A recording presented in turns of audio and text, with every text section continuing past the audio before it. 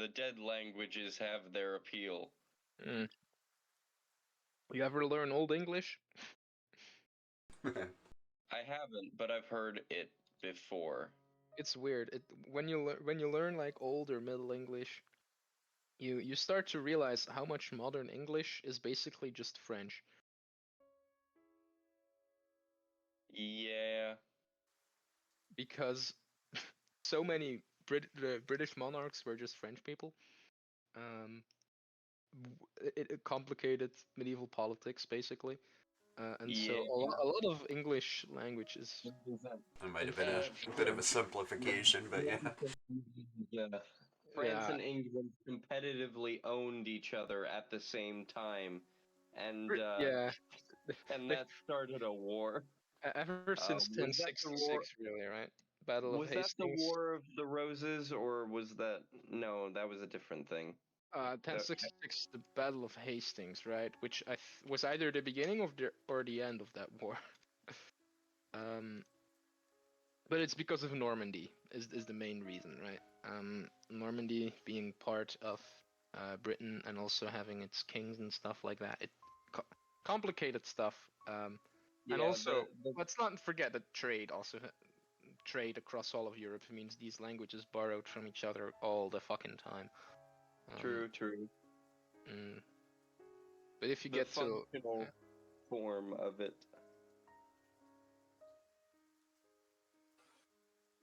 Well, English as it sits is the roots in German.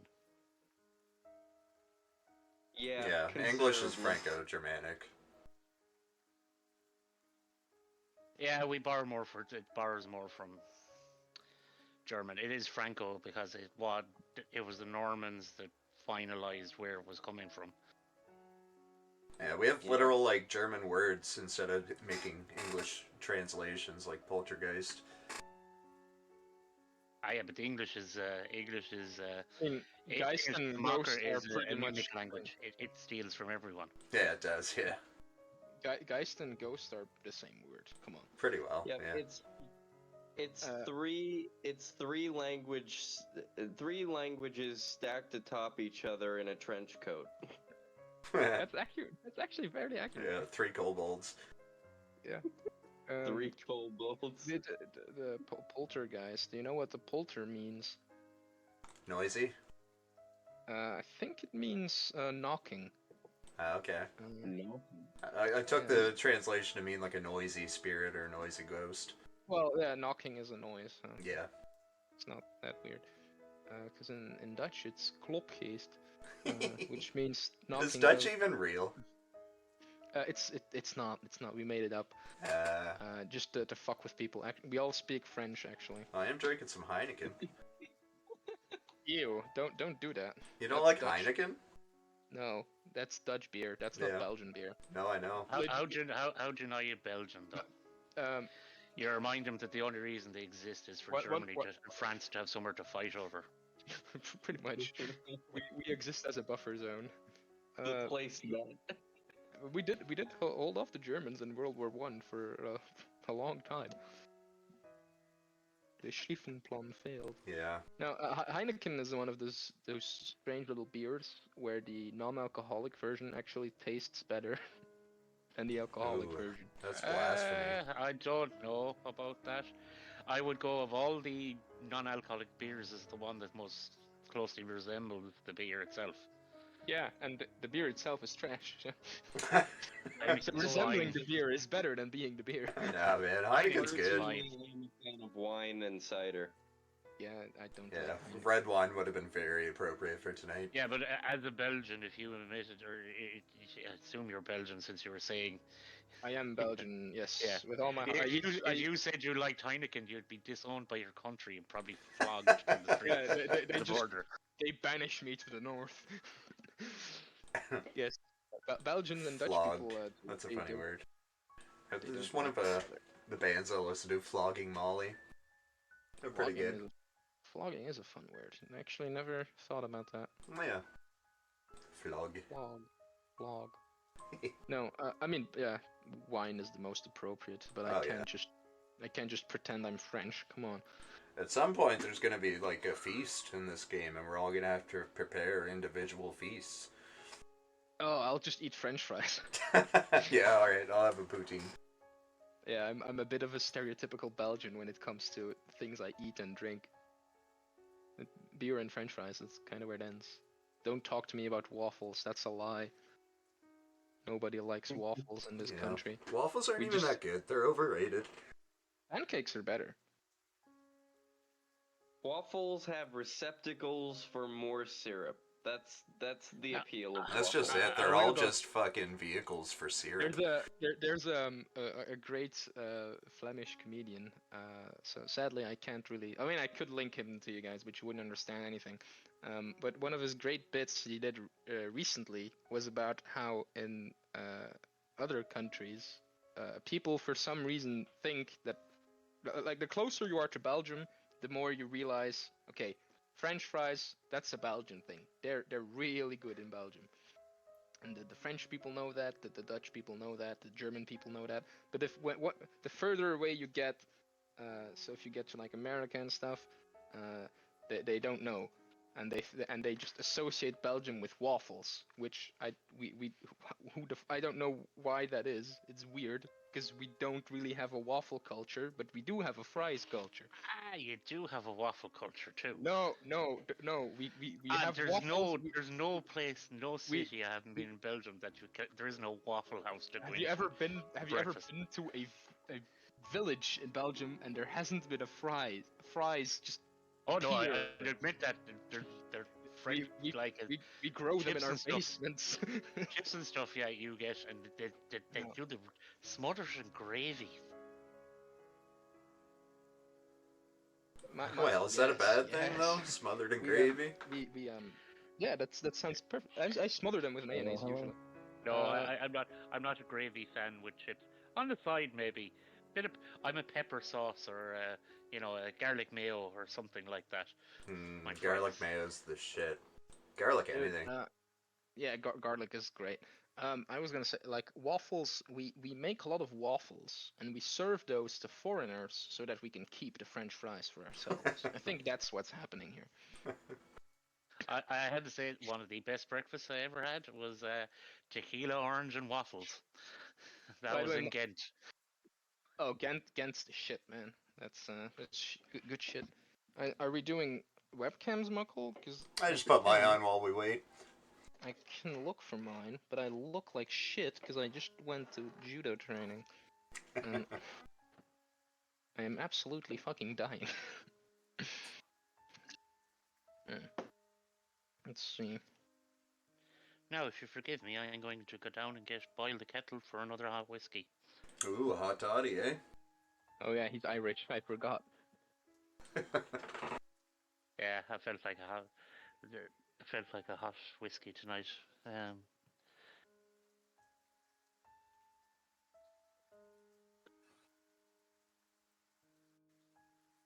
I just microwaved the potato and put some aioli over it because you guys were talking about how good garlic mayo is over fries. You should also try cheese curds and gravy. It's pretty good. Poutine. Oh, that's what that is. I've heard of poutine, but I don't know what it.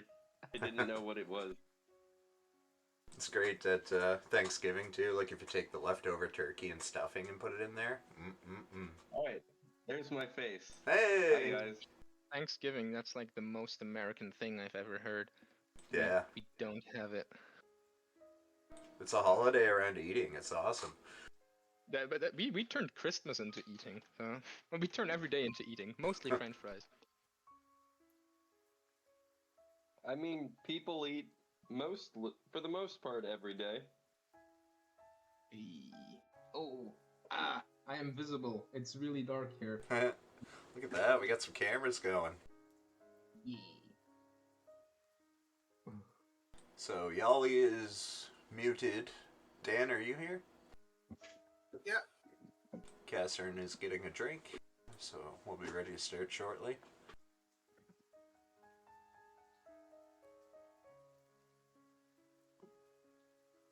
What you eating? Just a potato. I'm microwave for 6 I minutes. thought Cass was the Irish one here. I heard him say garlic mayo, and I had some aioli on me, so I just put some aioli on the potato and left it at that. It's good stuff.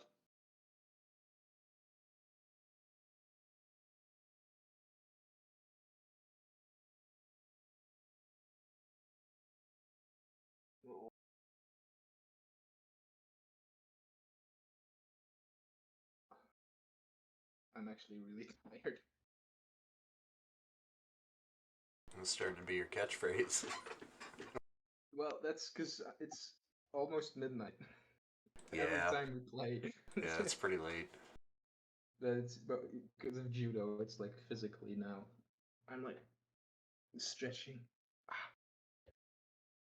And I've fucked up my hand as well. Yeah, fun sport. Try it. About a year ago, I broke my foot. Ooh, is that wine? Yep. Nice. That is in the mood. Nice. I was saying earlier, I was on my way home. It's dark here, right? Very, very dark. Empty beer. And I had lightning flashes, and it's like, ooh. Oh, nice. Spoopy. Dry lightning. Yeah, because there was no rain. It was like, it's disappointing, but it's fun that way when you have the bike. Takes you by surprise. Adds to the spoopiness. Looks like we had a little exodus of players last night joining in. It was like my phone kept pinging. Oh yeah, the server is getting really busy, which is both a blessing and a curse, because now I keep getting notifications from a useless bot, which is slightly annoying. It has good jokes though. I do like its dad's jokes are great.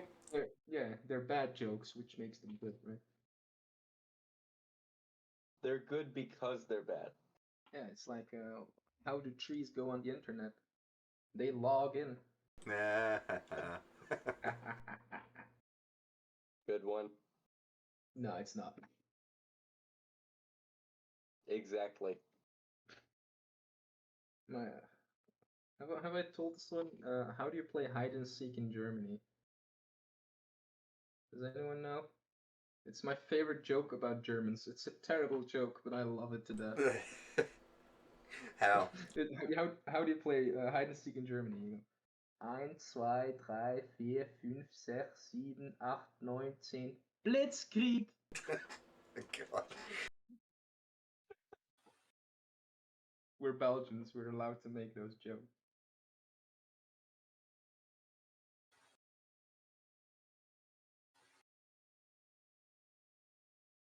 The only reason why Blitzkrieg was worked as well as it did was because people felt bad for Germany.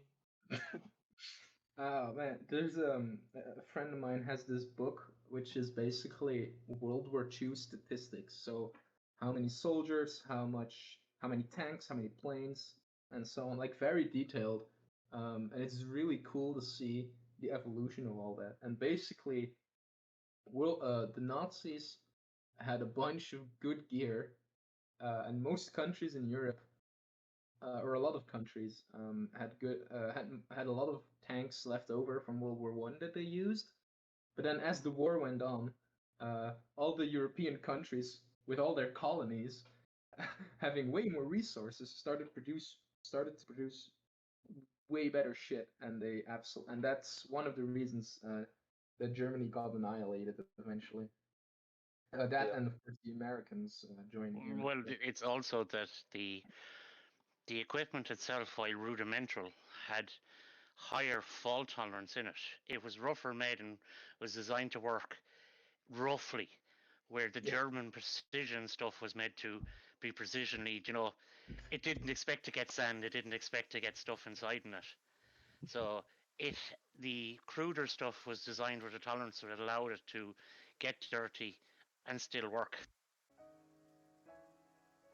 There's a lot of complicated reasons that made World. I think World War II is really interesting. Oh, left us again. But yeah, Well, he's still here, but his voice is not. Well, his face is not. no, I don't yeah. know about his voice. Yeah, I was Probably making my because roll 20 really, really slow. we're- My internet's not the greatest. We've noticed. No, but I've always actually preferred. Well, preferred is probably a bad way to say it, but I've always found World War One more interesting than World War Two. Yeah, But I guess- preferred. They're kind of one. They're kind of one war. What? You The look at it family that way. feud? It's Because that's what World War One was a family feud between Between all the cousins. countries. But Between I mean, cousins. it started off like that, right? Or no, it started It off. did, with, but it was still yeah. what that's what started it. It was a family feud. One went, I'm jealous and I don't like that he got this and blah blah blah. There was a bunch of reasons World War One happened. Yeah, it was militarization and a web of complicated alliances that then I've- just dragged everybody into a smaller war. I've heard it. I think in Blackadder they say at some point it's like, well, it's just it was getting to a point where it was just much harder not to have a war than to have a war. So we started a war. That's kind of how it went. They were Yeah. also more used. Oversimplified They for were, comedy, of course, but not inaccurate. no, it wasn't. But they were also more used to up till the end of the 19th century. Of they fought and they, a few thousand people came together and fought a little battle, and somewhere few died. They weren't used to the militarization and the modernization of the military that happened in the meantime. The commanders, the chiefs, were still expecting it to be, oh, we'll go over there and we'll give him a bloody nose, and everyone will be back in time for dinner. Yeah. I mean, yeah, I think that's the most tragic part about World War One, right? All the soldiers thought they'd be home by Christmas, and then they weren't. Most of them were dead by Christmas, which is really sad. That's what they were sold. They were sold. Yeah, but it wasn't necessarily a lie, because there were good reasons to think that this would be a quick war. But then Belgium happened, really, and the war just got stuck, and people started to dig themselves into trenches, and Yeah. War's very profitable thousands- as well. well, I've heard, especially after World War One and Two, right? Wars became more profitable. Yep. Because of the And also World War military industrial complex and all that stuff. The modern Very, world we have was driven by World War II, Yeah. and Oh, the yeah. aftershoot of that of the Cold War. I You really- wouldn't have had most of the technology advances we had without them. I think if you were to fast forward, historians in the future will call World War One, World War Two, and Cold War. That will all just be one war, right? It could be, viewed yeah. as one conflict. I think so, because Yeah, They all a war of multiple parts. Yeah. Yeah, They all kinda like- kind of bled I mean, into one a lot another. of war, right? If you look at like the 100 Years' War and stuff, like that's not a single war of 100 years of fighting, right? It's Yeah. just a bunch of conflicts following each other and linked to each other. I Yeah. think So like world the wars. late 20th century conflicts, essentially. pretty much. Well, early. I mean, it started in 1914. Oh yeah, so- yeah, it did start in the 30s, like But the 30s. the war of the 20th century, kind of. the war of Mm. the 20th century. Yeah, that seems With, about right. Lots of yes, lots of effects still. Right? You know, the reason why war is so profitable is only because money's changing hands, and there's a lot of incentive for people to change hands, and there's a lot more the transportation is a lot easier than it was back in medieval times. That's true, but But I mean, that has changed. We're getting to a situation where we're getting to the point where we don't even need wars people. aren't. Yeah, they aren't. They actually against what the people that have the money want, because it stops trade. It Yeah. stops market. I mean, some markets, others open up. Right? If you're making weapons, you want war, right? So Yeah, certain ones do. Certain Yeah, but ones. it's while weapons are big business, the things that are making the most money Can you guys hear me? are not Hey. war. You know, before we they're start, not in the I'm gonna be right militaristic back. side. Yeah.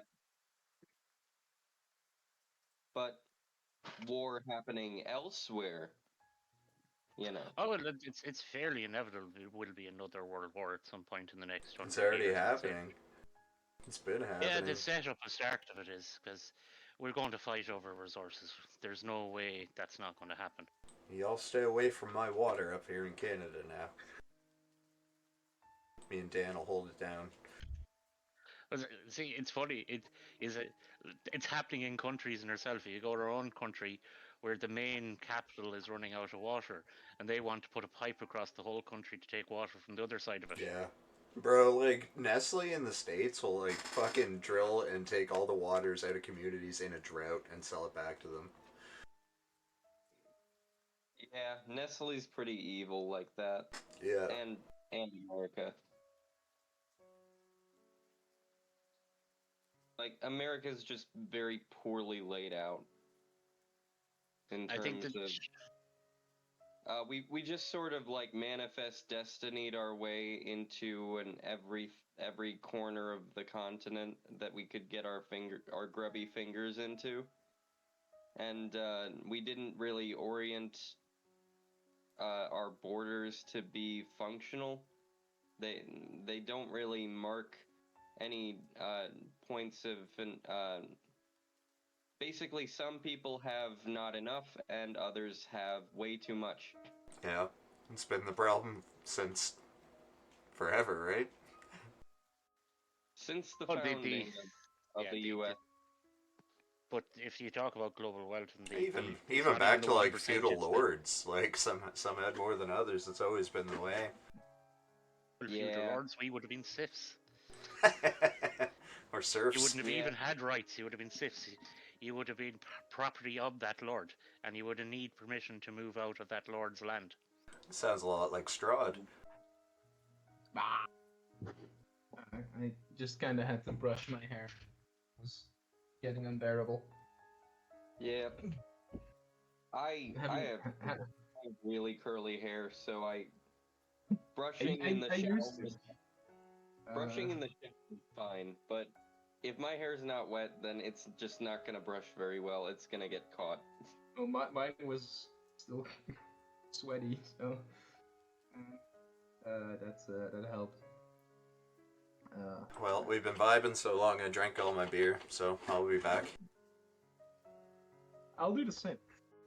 I am a slow drinker.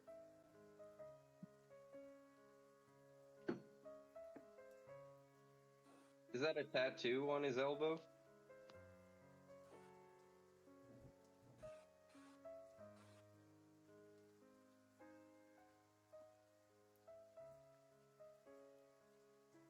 Also, yeah, we couldn't hear you, Jolly.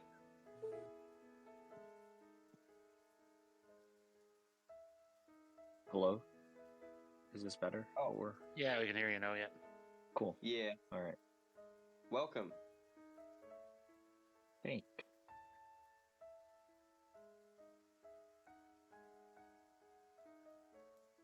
Yeah. The only person that hasn't spoken yet is Dan, I think. Listening to you guys figure out the world's problems, see if you can come up with solutions. Viva la revolution! It's not new. Yeah. Hey, Muckle. I saw that anarchy tattoo on your elbow. Nice. Down with hierarchies, honestly. They should serve a purpose. They Yeah. shouldn't serve the person at the top. I don't know if you guys know who the Misfits are. I got one of those. These are an inevitable response to the way the universe unfolds. You can't get rid of them. Ah, a fellow. True, but you can counteract them. That's what the whole You point of can't- democracy was. Yeah, but that's Right. kind of didn't really work out. It's like a pseudo democracy. We don't really Well, have now, any say. well, now, yeah, we don't have real democracy. We have the illusion No, of democracy. no. My- America's a very different system than most of the rest of the modern world when yeah, it comes to that's true. democracy. That's true. Yeah, But, Yeah, do Belgium have a government yet? Because he spent many oh, years we there. have the. I think we had the record for not having a government for the longest amount of time, but we have one now. Well, we What? have 6, but. You didn't have a it's government? No, we have like 6. It's complicated. Nobody knows how it really works. Basically, no one had a majority, and they wouldn't get together and Our power- political power share. parties So, don't like each other. so they Yeah. spent a year. I think he spent about 4 or 5 years where he just had an election every 6 months, didn't he? It happens a lot. It's Uh, better but I've than the never- love-hate relationship of a two-party system, honestly. Oh yeah. I would I- like it. We sort of have a two-party system in Ireland, but the two-party system is propped up by independence. We have a million parties. It's annoying. And Well, But at least I'm young enough that I've actually never had to vote. So I'm actually lucky on that front because I wouldn't know who to vote for. Yeah. Uh, It's even harder when you have like 2 choices, man. It's rough, and like they are both fucked. they're both horrible. It's like I mean what's the English way of saying it? It's like choosing between like the plague or AIDS, right? It's like they're both pretty bad. Yeah, you gotta pick the lesser You of 2 gotta weigh evils. the pros and cons So very carefully. not to cause too much. But how did Trump get voted in? Because people are bored. Yeah. wanted Well, something people new. are bored, and a lot of people. But, like, I think a lot of people could relate to Trump. They thought he was like, you He know, was like a funny. working He's class also kind of outside man. of he's outside of the sort of Yeah, he's the outside of. party system, so to speak, right? Right. Yeah, he was an isn't, outsider. and he isn't. He's outside the traditional political sphere. I think Yeah, He but is if you, very like- much in the If you castle. know that like all the history on the Clintons, I don't think any of them will ever get back in office. It's pretty rough. They did some sketchy Yeah. fucking shit. like Trump was a There's shitty no- candidate, but there's none of them that Hillary Clinton don't wasn't do pretty shitty good. shoved up. But I think the best way to describe Trump was just a wild card. It's like, oh, who knows what we're gonna get? Let's do it. I think Oh, that's kind of Yeah, how you- a lot of people. Pretty much, that's the energy that encapsulates it. Yeah. Oh, But I suppose it also goes maybe it with the works. party Let's system. build a wall. Like. If he is your candidate of your party, you really have no choice. Like Yeah. I suppose it's the one thing here in Ireland. Politics is local. You typically vote for the local politician who's going to do right for your area, and then when enough of them get together, they're the people that you know create the ruler of the country. You know, create Yeah. the Taoiseach or It's, prime minister. it's almost like that in Canada. Almost. Every time I talk about democracy, I have to think about Plato, and every time I think, well, maybe he was right. Maybe democracy is a bad system. Maybe we have to figure something else out. I mean, Plato's ideal state has its issues, being a bit totalitarian and stuff, but in theory, you know, I It jest, but I also could work. don't. If the right person is up there making the Well, decisions, That's the main point. Like I don't know how much you guys know about Plato's political philosophy. But he used it as an analogy for the soul. It gets really complicated if you look at it that way. But the ideal state would be having wise people, whatever the hell that means. They have to be in power. They have to make the decisions, and everyone else basically has to recognize that they are wise, and that makes their decisions good, even if they can't quite understand it. They have to understand that those That people are sounds making like good decisions, and elitism. that I mean, But that it as a is. fundamental is what democracy should be.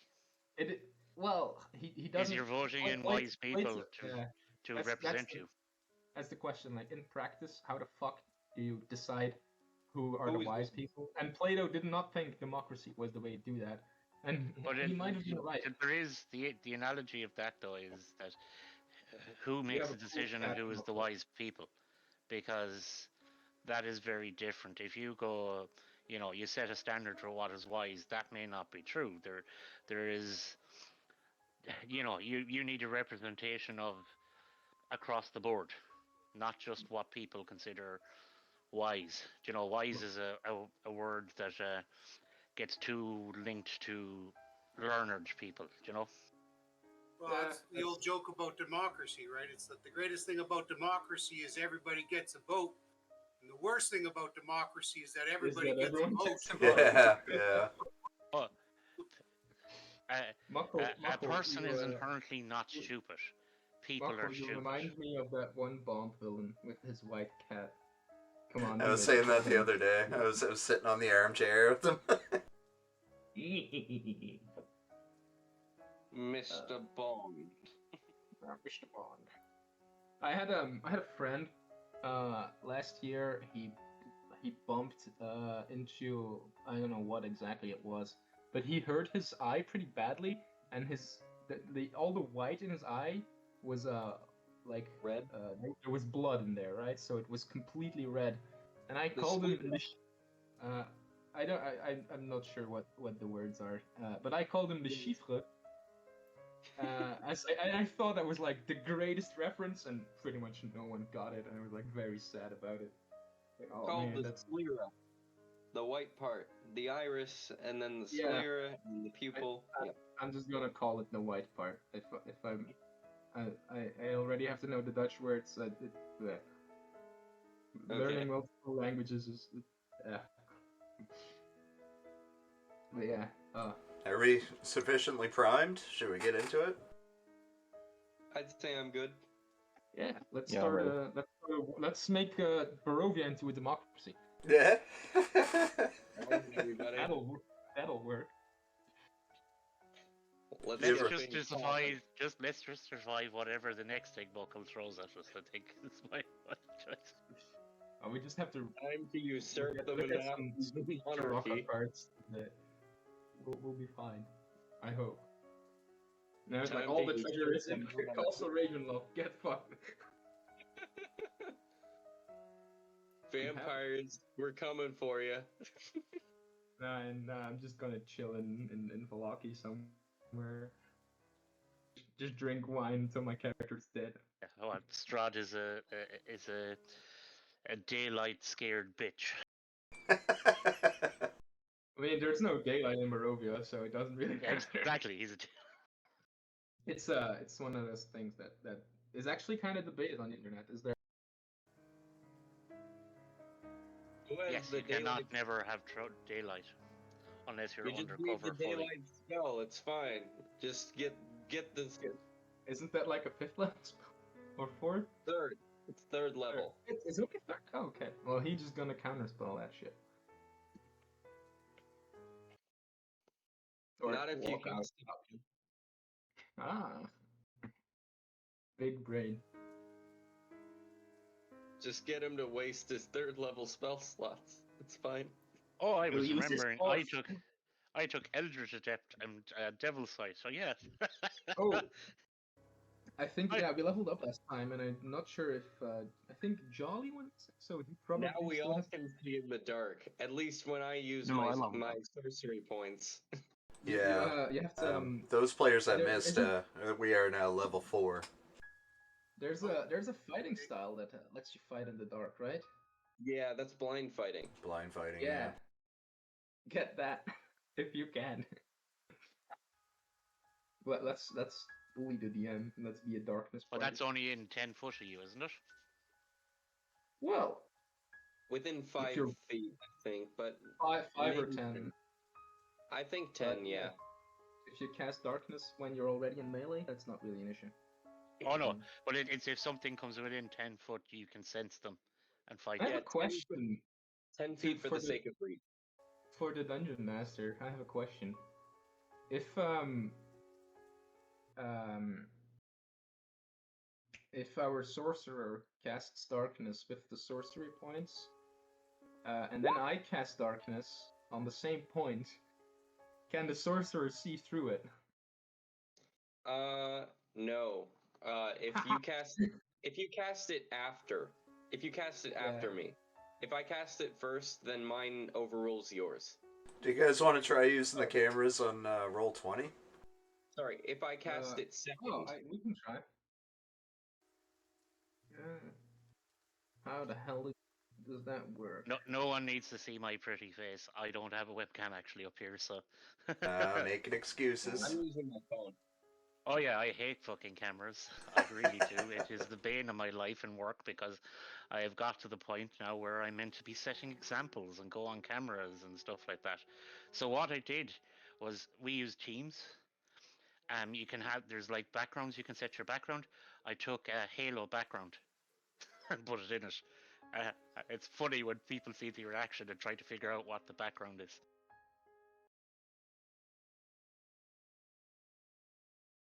Oh, I have no clue how to do that on Discord or on Roll20.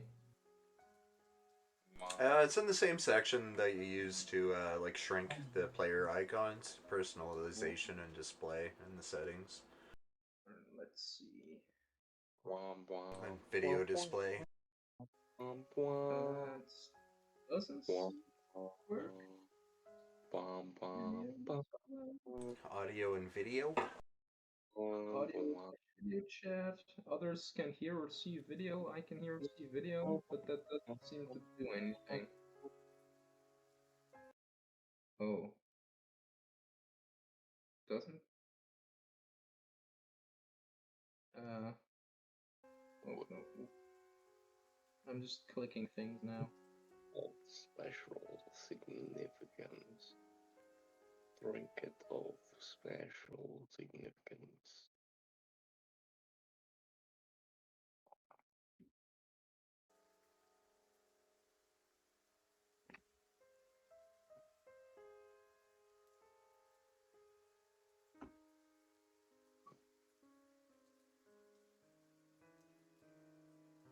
I actually like this art more than the other one. Yeah, it's nice art. It's the alternate cover. Yeah. I like it because of the werewolf, I think. It's just a nice design. Everything flows too. Nice color scheme. Yeah, Strahd being in the background and his fist, like, and you know, only his eyes and his fist being what you can see. It's a good. He's holding a sword, I think, and in the reflection of the blade, you can see a character which I shall not name, but Right. Yeah. Yeah, it's cool stuff. Hell yeah. yeah, I'm not sure if my video thing is working here. Or Yeah, it's alright. hold on. How's mine? I'm not. I think you're still on the Discord, aren't you? We're switching our cameras to the Roll20. Hey, Oh, it's working. Roll 20. I did it. Okay. Oh, because then you can see both, right? Ooh, I can whisper and exit the whisper. Because I always have it on names only. I don't know what all these features are.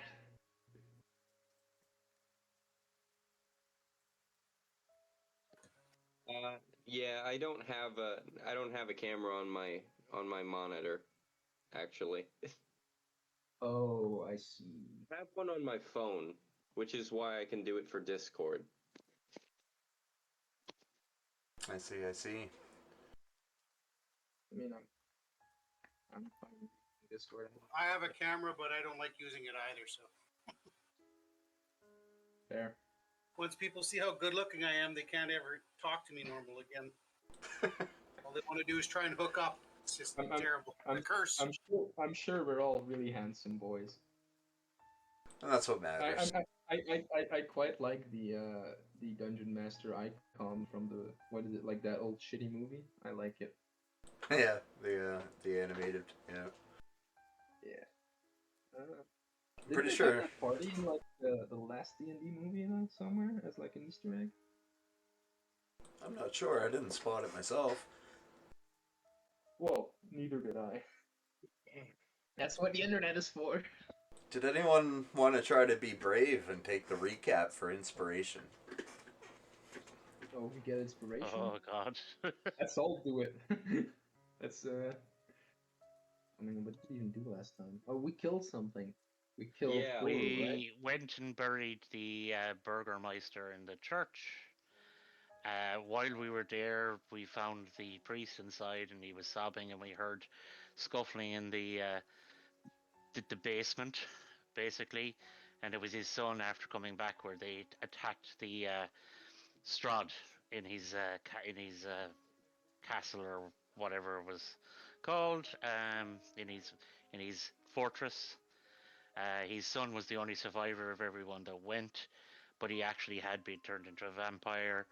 We put down the son, and we went back to the house, and we long rested. And we're to set out with your one, whose name I can't think of, to the other place now. It's actually a Priest's question. name again, Father. Donovich. I wonder, do we have a note taker in the party? and Irina is the woman Yeah. that we're traveling with. And her brother is Mark, right? Ismark. And from what I saw, I kind of watched your YouTube video. Doru was Father Donovich's son. Is that correct? That is correct. Yeah. Turned into vampire. Party killed. I asked him what we smell like.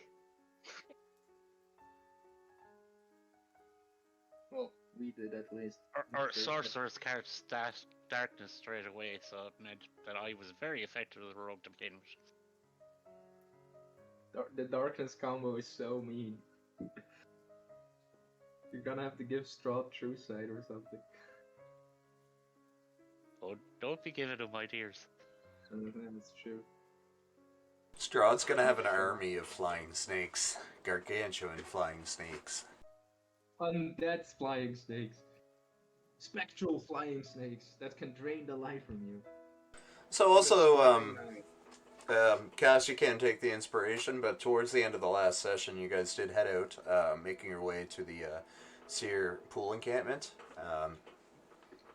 You're We basically, arrived at this, you reached a crossroads with a gallows on it. And from that point, you decided to go swing by and say hi to Madame Ava. Wait, whose face was on the hanged man again? Ooh. That was Robbie. Oh. Rip Rob. Well, Robbie's still with us, right? No, Yeah, I'm he's here. not. He's dead. Rip. He's already dead. Rip. It's confirmed. Did we fight him? Robbie is still with us. We didn't. None of us noticed that. Did we fight anything near those gallows? No. You did not. We were just going into the village. Muckle, I was muted, but I actually wanted to see if I were to move side to side, if the eyes of my doppelganger being hanged would follow me if I were to move side by side or side to side. I guess we'll never know. Fuck. Okay. I was muted. No, I wanted to say that, but it's fine. Okay, that's fine. Probably should have asked last week. Now we are at True. the Ser pool, right? Yeah, you guys, you're not there Is that anymore where is we the went reason from? why you can't tell.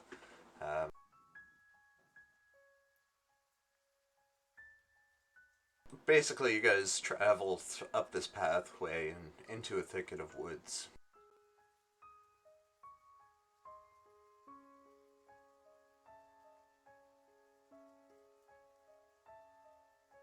What is the marching order? I'm probably in the middle. I think Rob would be close to the front, but not the actual front. He's still reeling from what he saw. being himself being hanged. So Indir will take up the rear.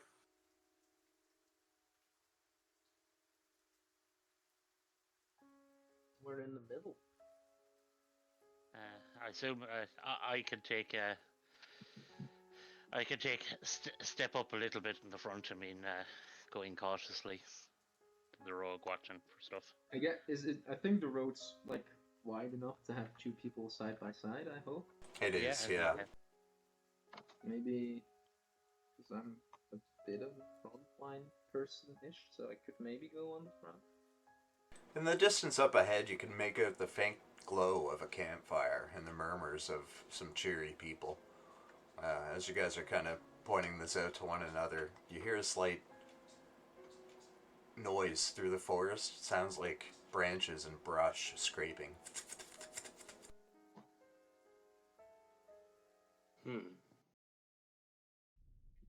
When suddenly, creatures made of brush and sticks begin peeling out of the forest.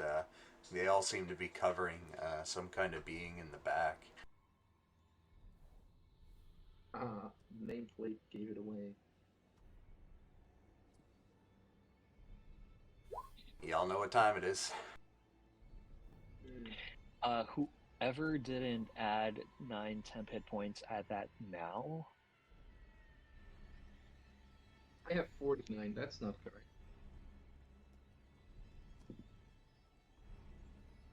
Oh man, I rolled nice. Where is my dude? Oh, 1 sec. I think I'm in there somewhere. Sounds like we've got 3 people who can see in the dark, 2 people who can't. I know what time it is.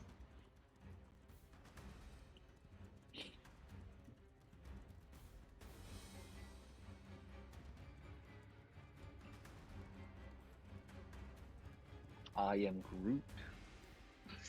I am Groot.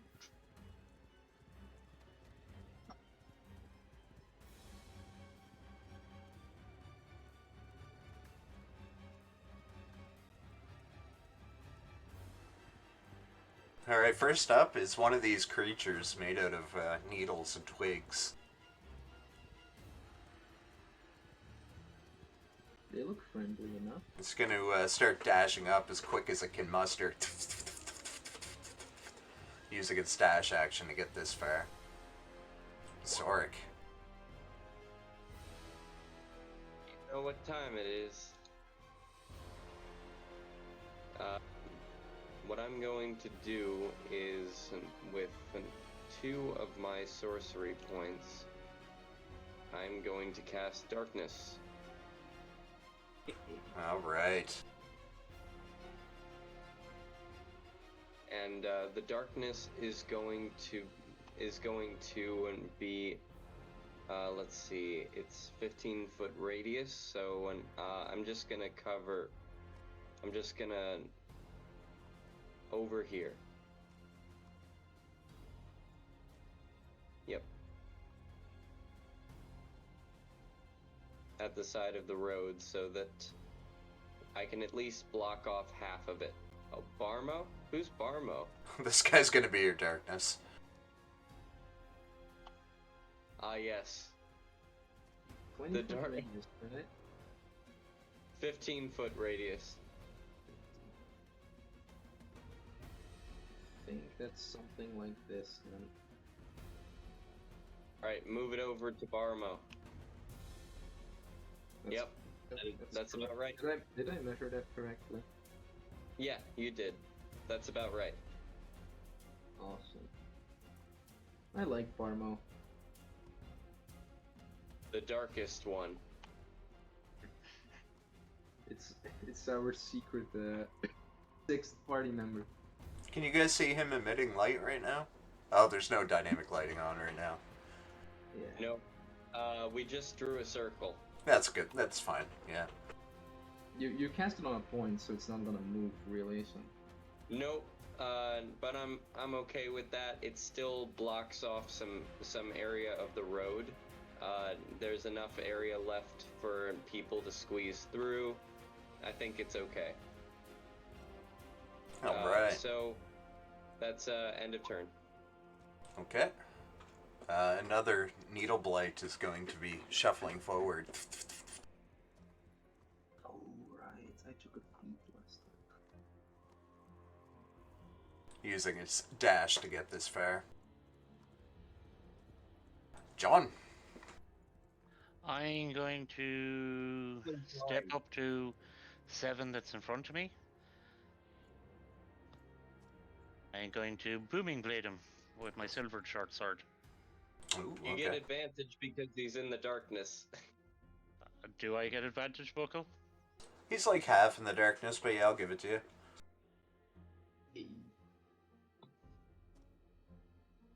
Uncle, I sent you a darkness PNG that you can use. It's opaque, so it's kind of cool. Nice. Yep, I hit.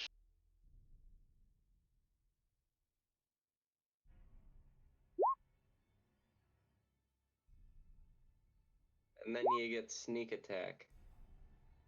Yeah, I never turned on the sneak attack. No, I don't get sneak attack because there's no one. You have advantage. Yeah, If you Oh, have yes, I advantage. Yes. That's why it really works Oh, terrible well roll. on the rogues. I'm It's going to damage. then use It's my. damage on the board. Can I just I got it. just give me 1 second here? I So think is that- that 5 thunder is if he moves, or? That's if he moves. 'Cause Right. I'm not at level 5. I get the extra damage on the hit. And you have Booming Blade and 2 Green Flame attack Blade are rolls. really good for rogues. I don't have 2 yet. I only have 1, don't I? You 2 only attack rolls because I had advantage. Yes. Yeah, crit. You roll 2 times, I think. Yeah, I rolled twice because I had advantage. Okay, okay. Just give me 1 second. I'm going to set up this darkness token right now because you guys are going to be doing this a lot. Yeah, we are. Quick question. Since I can perfectly see through that darkness, do I even know that there is darkness there?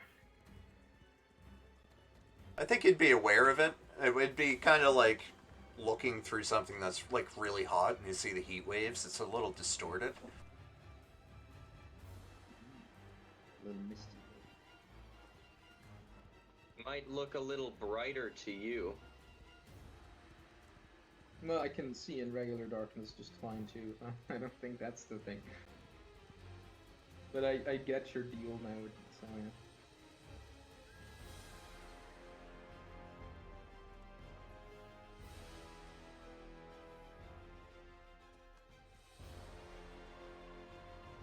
I'm so tempted to cast darkness. So just while you're setting it up, Muckle, I use my cunning action to disengage, and then I move back 15. You Okay. don't really have to disengage if he can't see you. They still can get an opportunity attack if they hear movement. If they can't see you, I don't think they can. Rules is within the first. The DM Yeah, needs I to thought know we that play. Maybe I've played where, because you're moving back, you're if you make sound, they can. maybe a disadvantage because I think Oh technically. no, it would it's- be at disadvantage to hit, but they can take an but- opportunity attack. I think opportunity attacks are written as like when you have to see the creature, but I could be wrong. Okay, Good. good. Well, anyway, I did it. We'll leave it at that. It's fine.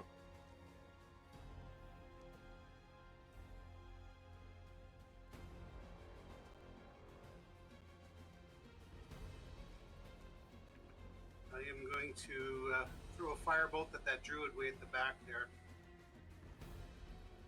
Guess I'll just see how far I can move over this way.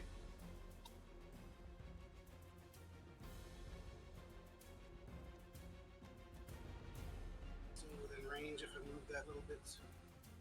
Yeah.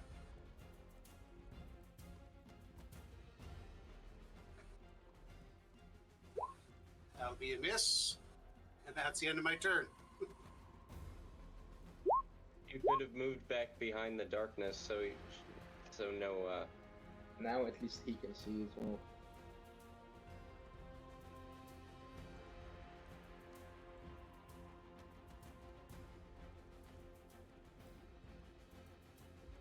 Alright, Needle Blight 6. He's shuffling up.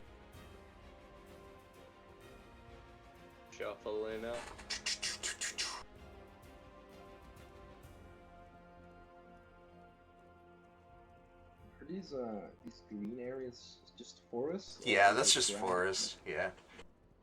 Large trees that are seemingly a little too close together.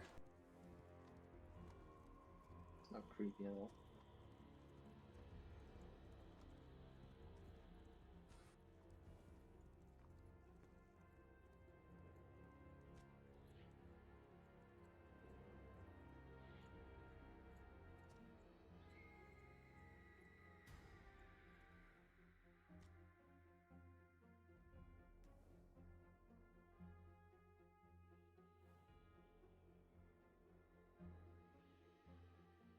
Alright, everybody is advancing your way. Faden, what would you like to do? I would like to use my action to summon my packed weapon. Baden extends his one hand, mist darker than the regular mists of Barovia begin to form around him.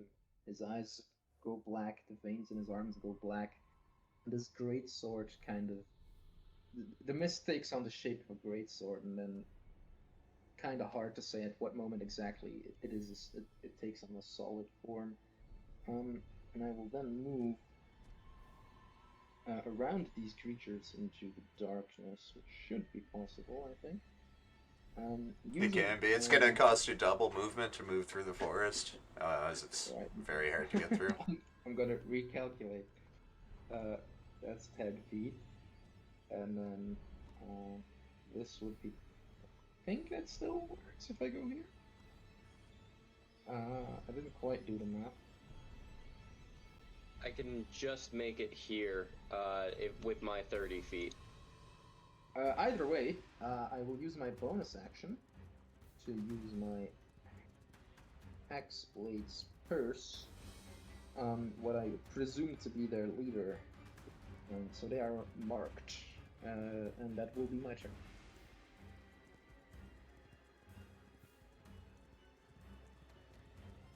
Give him a little skull there.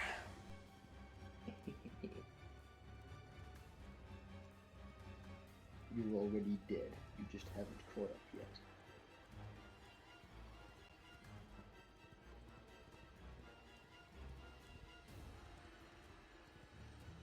Two more needle blights are running towards you. Rob, what would you like to do? Well, Bruh. I'm gonna go ahead and. did you drop your darkness token, Knuckle? Because I don't see it. Bonus action Shield of Faith on myself. I still see Barmo. Oh. No! No.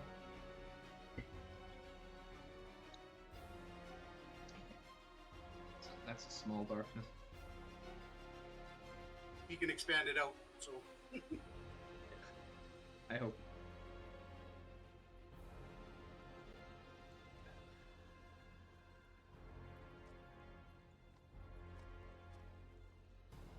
You drag it to this corner and just expand it to this corner, that should work. I don't want to modify the token because it's set up to emit light. Like, if I turn off the dynamic lighting, it'll... Oh. Okay, yeah. Okay, that works. That's fine. Yeah. Does it emit like black light then? Anti-light. What the? Okay. I think it's a little. are we walking at night without any light? it's not Is it quite night? nighttime yet. The sun is beginning to set. I can't see shit. Now it's just darkness for me. You might have to turn daylight mode on then.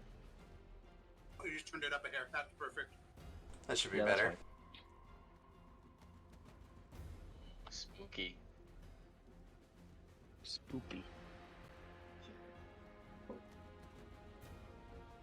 If it's dark, you probably have disadvantage on perception checks. I have 120 feet of dark vision. I have uber dark vision. Alright, Rob.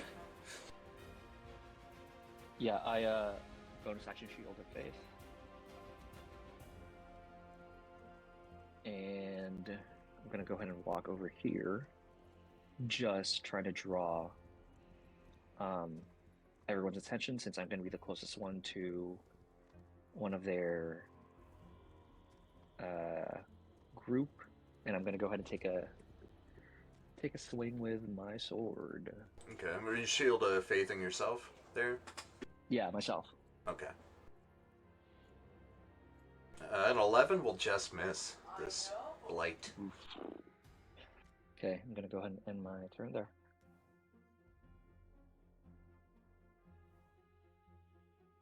Alright, this one's coming for Sorik. Finally close enough to hit you with a melee attack. It's going to come at you with its claws.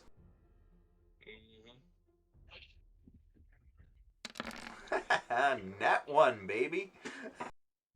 Nat 1, nope. I don't think so. It's a valiant attempt, though. Now you get to retaliate against this needle blight who just scraped the dirt.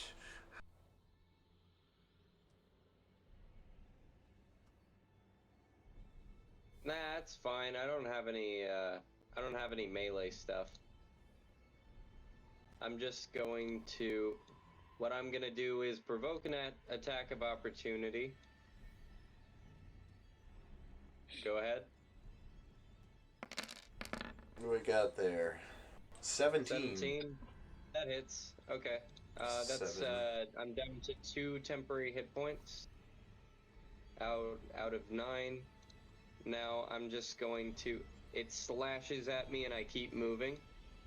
I'm just gonna move over here with I believe all of my movement, and in the darkness, through the darkness, I'm going to attack at advantage with a chill touch toward the druid.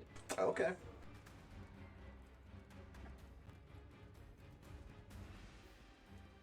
Nice. Needed that advantage. 21. Definitely hits. Yep. Alright, that's 5 necrotic damage, unable to regain hit points until next round. Okay. Alright, and that's me. Chill Touch is one of my favorite cantrips. Needle Blight number 5 is going to shoot some needles towards Yondur.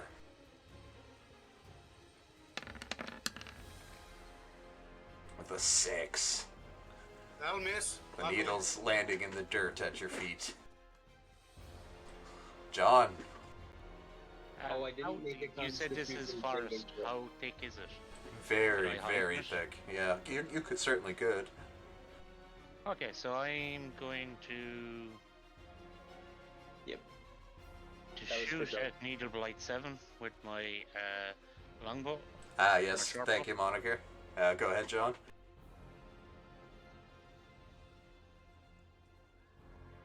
$11 doesn't hit, I assume. An 11 will not hit, no. Yeah, you didn't bonus action hide first, did you? No, I'm Okay. not, because I'm gonna hide after. I see, okay. An 11 just misses. That's use my, yeah, that uses all my movements as this difficult terrain. So I'm gonna hide here. Use my cunning action to hide. Okay. Oof. I'm very well hidden. I can see you. Yondur. 1, 2, 3, 4. 20 feet to there. I'm going to be casting in Yasner's Scorcher here. We position where I'm wanting to try to aim this here. The measuring tool's been updated too. It can measure all kinds of things now. Oh. I'm not familiar with it, so. Measure circles, squares, cones. Or let me grab this thing again.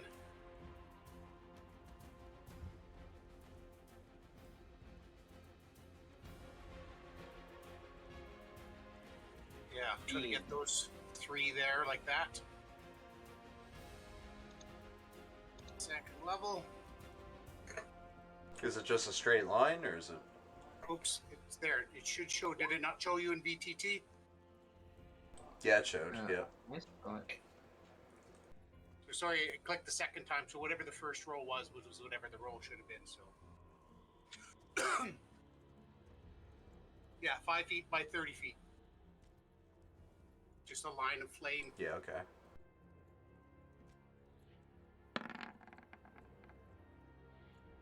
All right, 2 fails and 1 pass. With a nat 20. The fire just barely singes that last one. I wonder if these are. That's what I was hoping for. 7 to die off. And then is that half on succeed? Yeah. I wonder if these things are vulnerable or not. 'Cause What they're happened made of here? wood.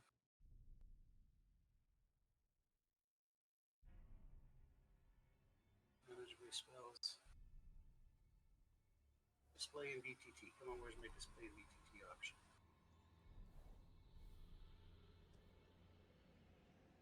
I also have it in my other character sheet here too. Give me 1 second.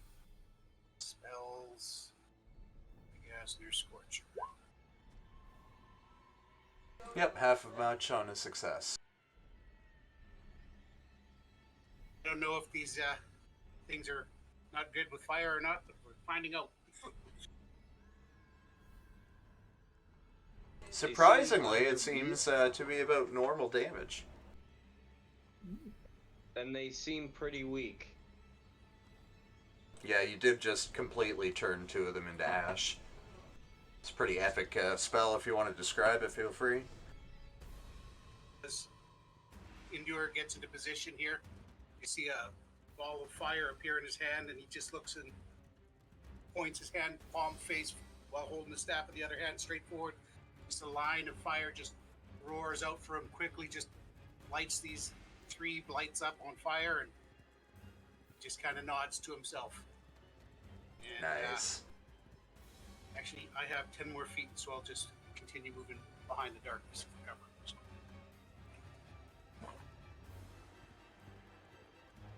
Rob, this one's coming for you. Bearing its claws for an 11.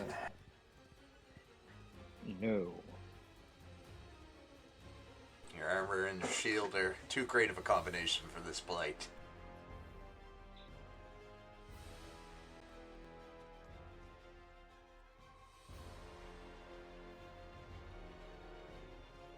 Again, he shuffles over, bearing its claws, taking a swipe with a 6. Not even close. No, I just feel bad for them.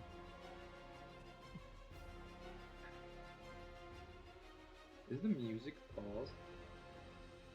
Mine is not. Oh, Oh, I can hear the music. Roll 20 being weird again.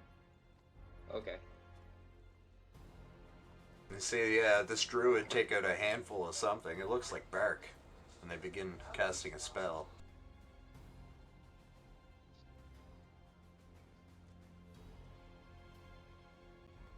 As they do so, you see that their skin takes on a barky form.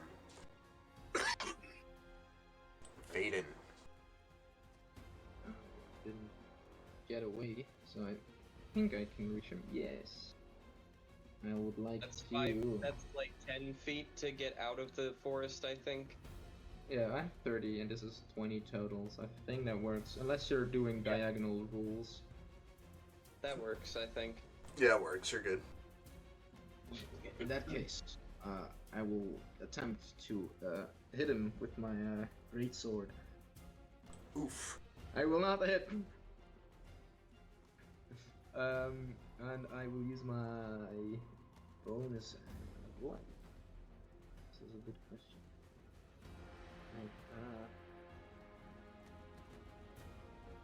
Why not?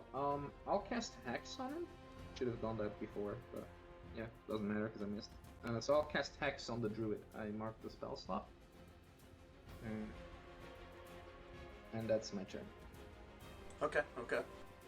So now he's both Hexblade cursed and hexed. Correct, I have to mark my concentration. Alright, seeing you come for its master, this needle blade's gonna back up towards you, Faden. Uh-oh. Running right in and I baring done- its claws. I done goofed.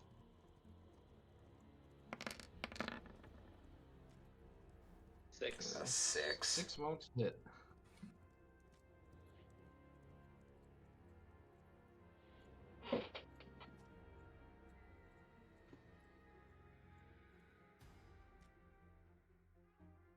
Light number 4 comes for Faden again. One more He for can. Faden. Yes, unfortunately, he could see you. Just outside the sphere of darkness. That's fair. That's a 22 for 9 piercing. As his claws dig Good into thing you. we had 9 temporary hit points, right? It's all your temporary hit points, though. I'm fine. Rob, they're beginning to corner you. What would you like to do? I'm gonna go ahead and Oh, I should have chosen an Shit. ability for Hex. I'm gonna choose Wisdom, if it's not too late. Okay, yeah, sure. That's fine. yeah, I think I'm gonna stand my ground here, and I'll take a swing at Blight 6. Okay. Lowering passive perception. Nice. Nice. That is a definite hit. Great. Hell yeah. How do you wanna take this one out? It had 3 health. Ooh. Since Blight 6 is right in front of me, I'll just kind of just hold up my shield towards Blight 1, and I'll just take a swing, with my sword. And Splinters fly. Hell My yeah. turn. It is like Soric. Alright. Just gonna... Oh, that's a beam. Nope. you're gonna cast Kamehameha. Alright, that's 20 feet of movement to move into the center of my darkness, out of the forest and onto the path. I'm going to once again go for an advantage chill touch, this time against one of the blights. That would be against Blight 4, since it's That is a solid hit. All right. 7 necrotic damage. Its limbs twist, and it's an splinter, and it begins to crack. Visibly slow down. Yep. Needle Blight 5. You would definitely go help your master, wouldn't you? Yes, you would.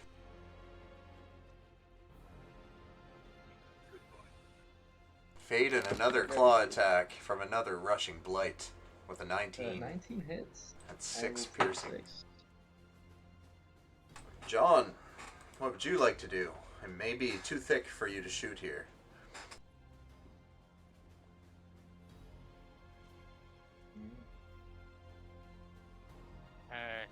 If I get up into the darkness, can I see the druid? If you Can have you that- see in magical darkness? I can see true sight, devil sight. You have Devil Sight, right? Yeah. Yeah, you'll be able to see, yeah. I was just wondering, have I clear shot with my short bow? With everyone in front of me.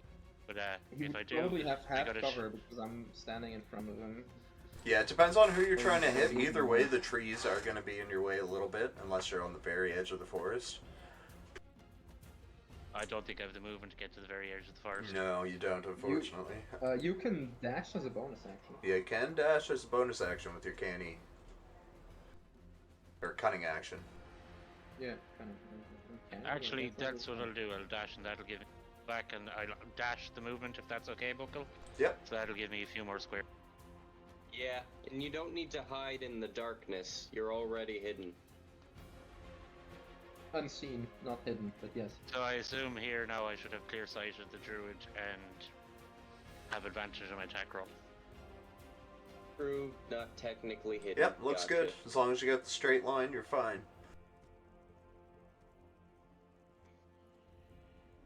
you can make that with advantage, by the way, because he can't see you. Yeah, that's a definite hit.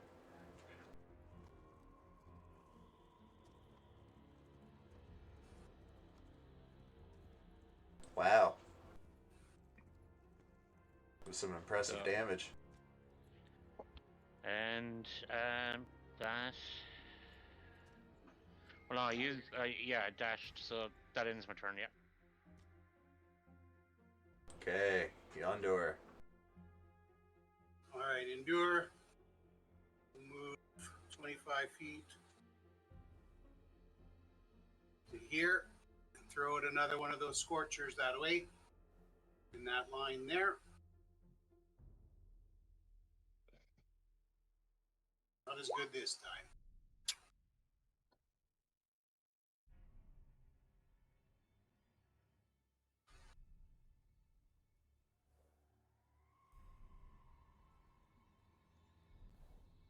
I really like how you can do those saving throws all together.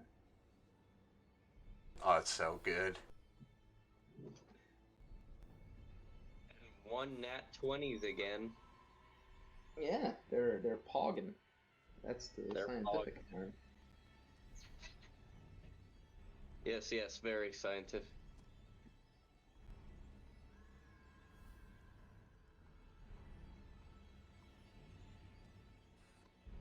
Lenny face.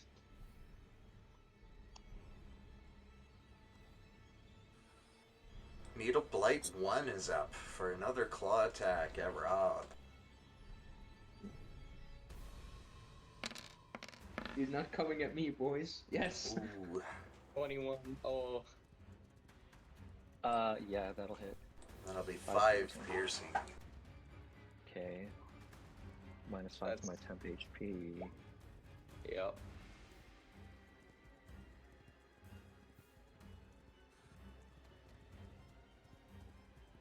The druid is again gonna utter another incantation. As their quarterstaff begins to glow.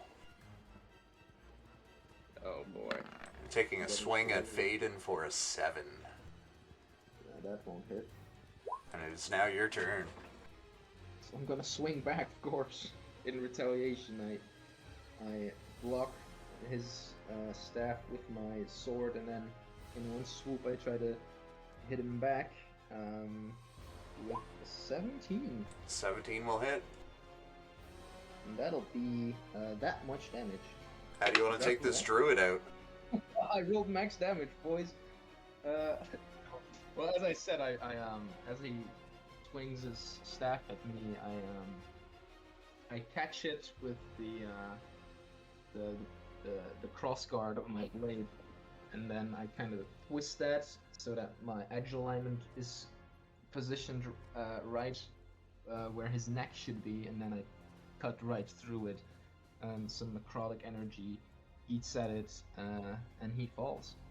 And I will then use my bonus action to move my hex onto this one.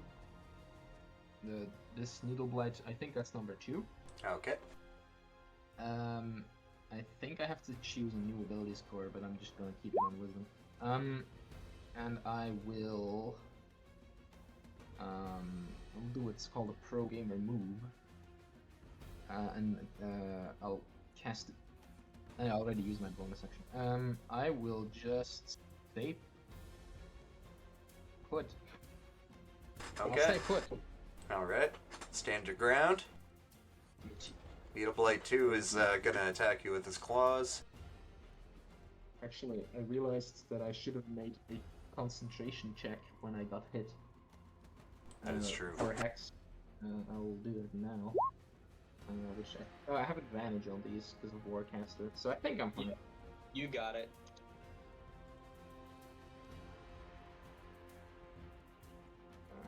If I forget those concentration checks, please remind me. I always forget them. 22 hits, 8 piercing, that is also... Yeah, that'll be 8 piercing. And I'll make another Constitution saving throw for that. Ooh. No, I succeed. It auto rolls the concentration, you see above there. Does it roll them with advantage for me? I will not, so you have to apply your own advantage. That is true. Oh, I'm succeeding either way. Yeah, either way, you're good. Yeah. Warcaster is so good. Warcaster is really good. One of my faves. I considered taking resilience and put it in the Constitution. Faden does a 12 hit. 12 is not hit. Alright, it is now Rob's turn. Don't know if they're back yet. No, I'm here. I think Let me resilience go is ahead wisdom. and. What was that? I took resilient and put it into wisdom. That's a smart move. Oh, I could have cast it. Oh. 5 feet. I'm gonna go ahead and take a swing at Blight 1. Alright. Wait, shit, sorry. Wrong button, my bad. 8 to hit. 8 will Doesn't hit. not hit, unfortunately. Okay, do I want to risk it? I'll risk it. I'm gonna go ahead and move there. And take the opportunity attack. Alright, you got an 11 there, so you are good. Missed. Great, I'll end my turn. Alright. I am going to... I don't have any area effect stuff, so I'm just gonna go for another advantage tilt touch against... That's a Needle Blight 4 again, the one that I already attacked.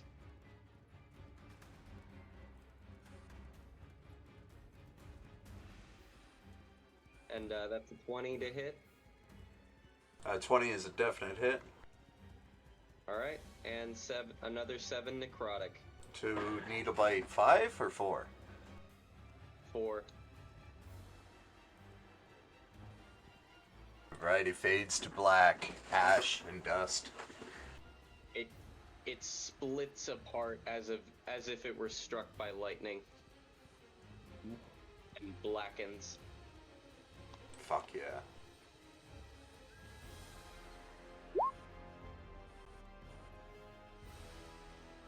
I'm trying to figure out, Robbie, I'm just taking a look at your sheet. I'm trying to figure out. It says your armor class is 20, but I do not believe that is correct.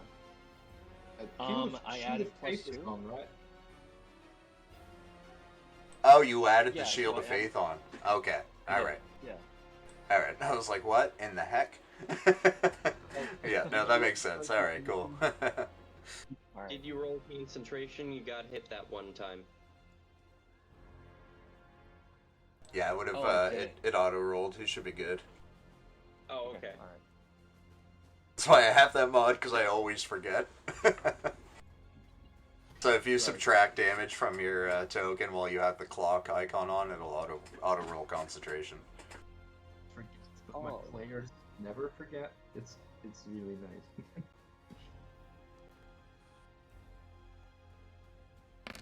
Needle Blight 5 coming at Faden with a 21 Yeah, that's gonna hit. for 7 piercing. I'll take 7. And John. Succeed on my con save. I am going to shoot an arrow at Blight 5. Okay.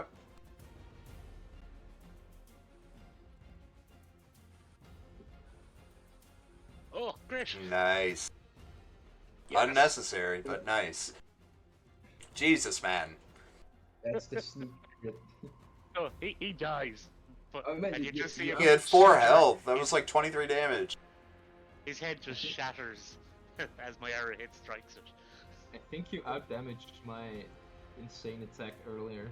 I gotta hide. The arrow hit the tree behind him, and and it splinters. Yeah, the tree splits. Wouldn't have mentioned that, it would be 14. Jump hide. Make way for the rogue. Endure. Move 20 feet over here, and then throw a firebolt back at Blight. It is rough terrain in the green. Okay, so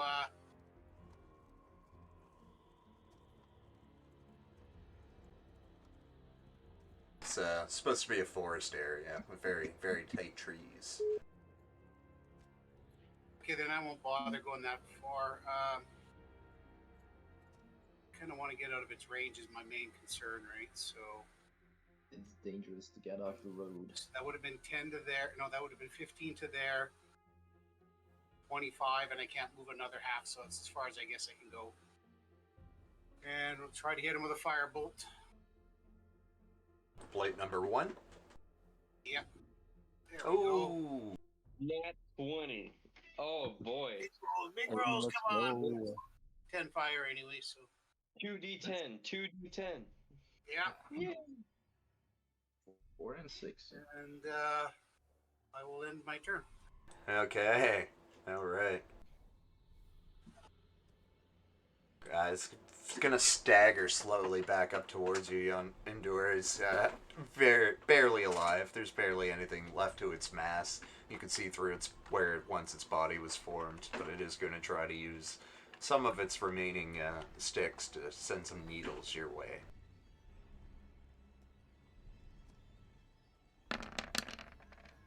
Ooh, and it also rolled a crit. Wow. You For, didn't like me, remember? for 15 piercing. Tit for tat. I see. Is Faded. it just me, or is that I'm seeing the damage first, and then that the attack is taking like 5 or 6 seconds after Yeah. I see the damage, so I'm going, roll low, roll low. As I pull out the sword out of the druid's body, I swing it at the little blight number 2 with an 18, which I think hits. Certainly. For 11. 9 slashing and 2 prod. And I just cleave through it as it shatters. And then I'll use my movements to get over here. Does this mean I'm still in the darkness? Yeah. Okay, then I'll stay there. Okay. So that'll bring us to Rob. There's one haggard-looking blight yet before you. Seeing all of the creatures fall, leaving one left, I'm gonna go ahead and get in between the blight and Endure Leave and one take a out of swing. tail, right? No, hell no. Let's go ahead and take Don't them all forget, out. if you I'm go gonna down one more, you'll What's up? No, I'm not going to say it because think about where you are and think about where the others are. I know, Well, I know. okay. Okay, I don't quite know what that means. I'm gonna go ahead and take a swing anyway. Yeah, go ahead.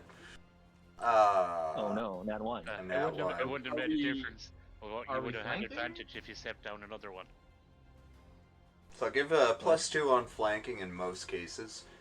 In this Well, case, the needle that blight one, is but- not aware it's flanked, so the pressure isn't as much as there. It'd still I'm give you a flank- bonus, but it wouldn't be a +2. It'd probably Yeah. just be a +1, but it doesn't matter anyway. Yeah, is that it for your turn, Rob? Yeah, that's it. Alright, I'm gonna. A lot of people do like opposite of cover for flanking, right? Which is +2, +5. Yeah. The darkness thickens around my sacrificial blade, and it shoots in a bolt that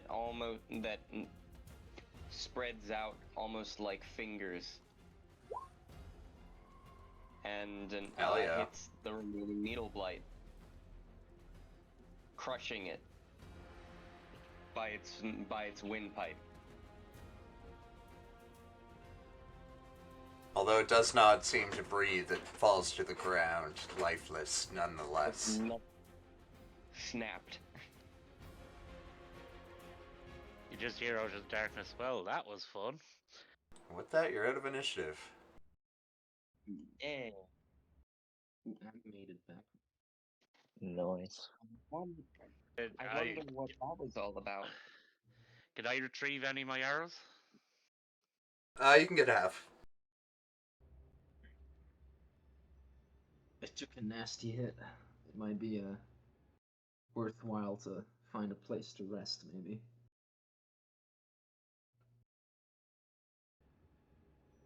I'm feeling okay. Does anyone need healing? Linder could probably take a rest too. I took a pretty bad hit there. We should probably save our healing magic in case we need it Are more. we near the camp? Or did we go past it? Again, you can see the campfire glowing up ahead. We can see it. Okay. I suggest we check that out, and if that's a safe place, maybe John, you can. You're a sneaky guy, right? Maybe you can try to sneak up there and see if it's safe, and if it is, then we can rest up over there. I gotta say that the idea of a warm fire sounds pretty good right now. I'm up for anything. No, I agree with the idea of checking out the campfire that's up ahead. Can we hear anything coming from that direction, Mr. Dungeon Master? It can be a perception check. Yes, sir. Wow, with a 21, you're certain you heard the mournful strain of an accordion, just faintly.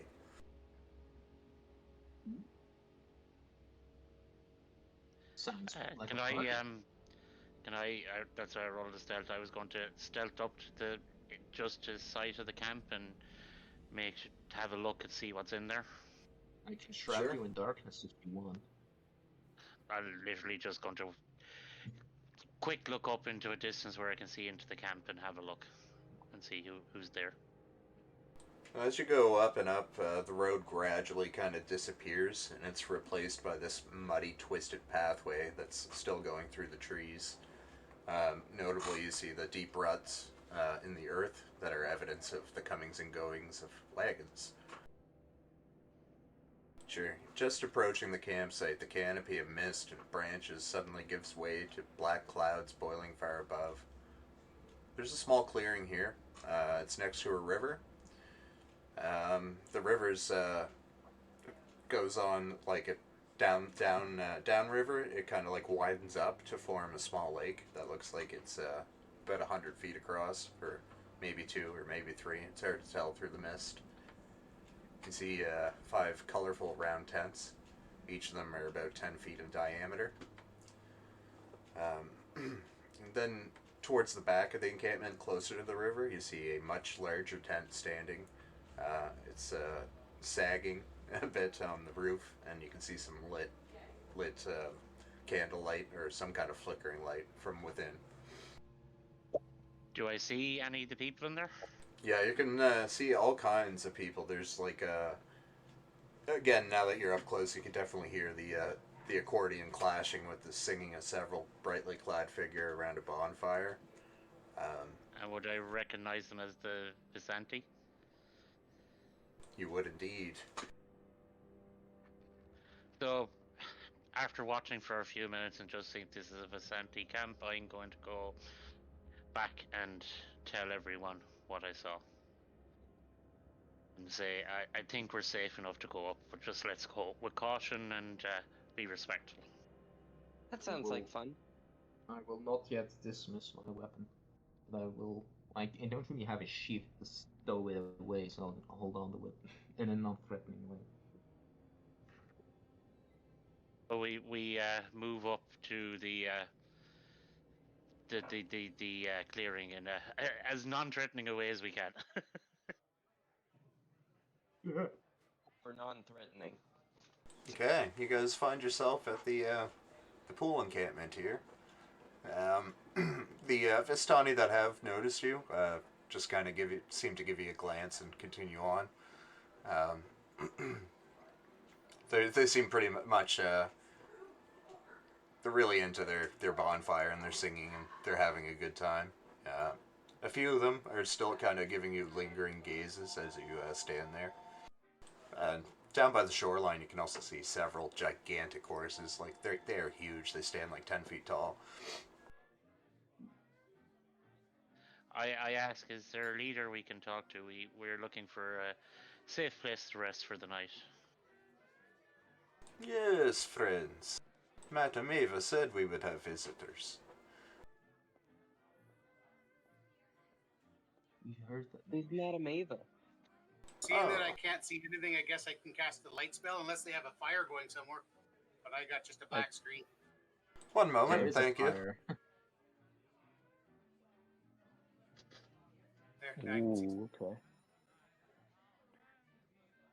Oh crap. This Eva person,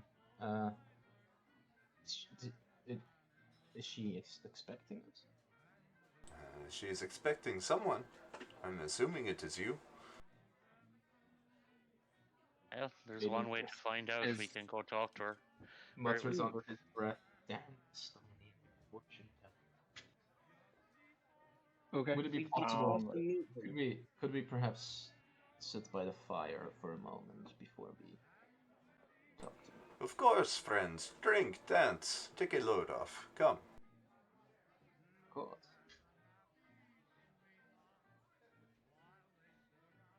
I'll join them by the fire. Okay. I'll start If any of them- dancing by myself. If any of them are still kind of looking at me, I will also try to take out a deck of playing cards. Sork, as you're dancing here, a couple of them are actually going to get up and dance with you.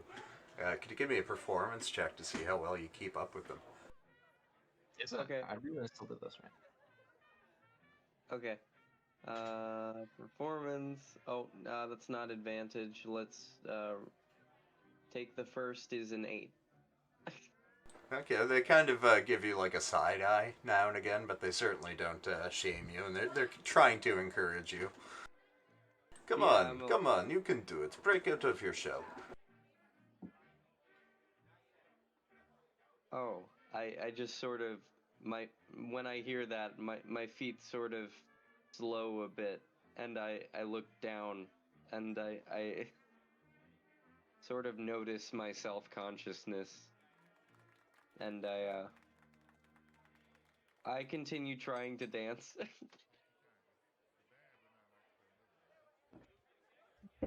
Fading by the fire, you realize one of them's kind of in the midst of some epic tale. He goes on to say, "A mighty wizard came to this land a year ago. I remember him like it was yesterday. He stood exactly where you stand. Very charismatic man he was. He thought he could rally all of the people of Bitterove against the devil's Strahd. He stirred them with thoughts of revolt, and eventually he bore them to the castle. When the vampire appeared, the wizard's peasant army fled in terror. Only a few stood their ground, and they were never seen again. The wizard, the vampire, they cast spells back and forth. Their battle flew from the courtyards of Ravenloft to a precipice overlooking the falls. I saw the battle with my own eyes. Thunder shook the mountainside. Great rocks tumbled down upon the wizard. Yet, by his magic, he seemed to have survived. Lightning struck from the heavens upon the wizard, and again he stood his ground. But when the devil's Strahd fell upon him, the wizard's magic couldn't save him. I saw him thrown 1,000 feet to his death. I climbed down the river to search for his body to see if, he had anything of value, but the river Ivlis have already spirited him away. I couldn't find his body anywhere. And they're all kind of, ooh, whoa. River Ivlis, that would be, and I point to the water. This one? Yes, friend, yes. Interesting. I might have a look myself at one point. Who knows? Maybe you just didn't look hard enough.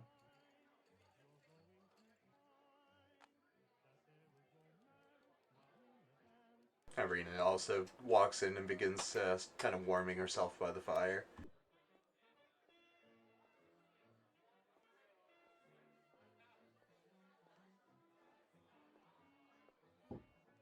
And as the tale ends, the accordion begins again, and they kind of begin singing along.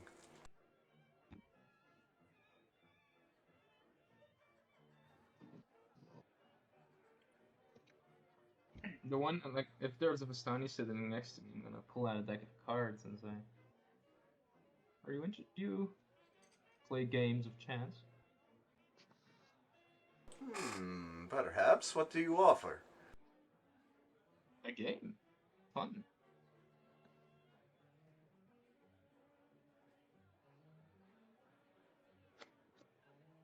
Our friend John actually taught me a game a few days ago.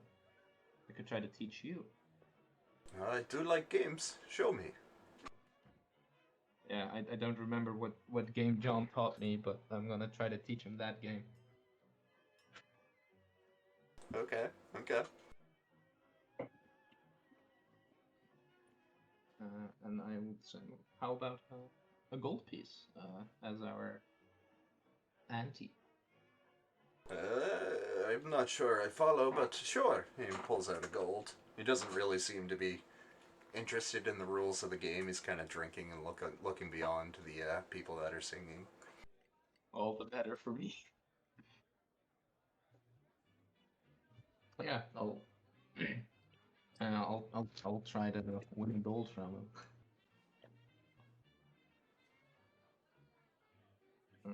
If I get the rules explained to this drunken man. Okay. I don't know how you want to do this as a DM. There is a few different games you could play, but I'm not sure you would know them.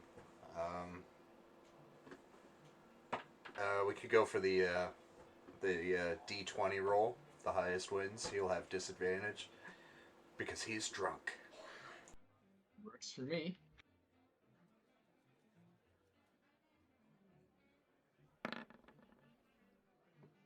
Haha, you beat him. Twice.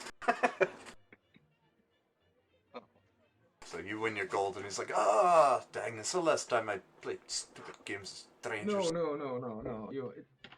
It's the opposite of beginner's luck. I'll give him his gold back. I'll give you this back on the condition that we play for 2 gold. Alright, one last game. Let's go. Double or nothing. I will attempt to false shuffle and give myself better cards than him. And I can actually do this IRL if you want me to demonstrate on the camera. I practice. Yeah, you can make a sleight of hand there.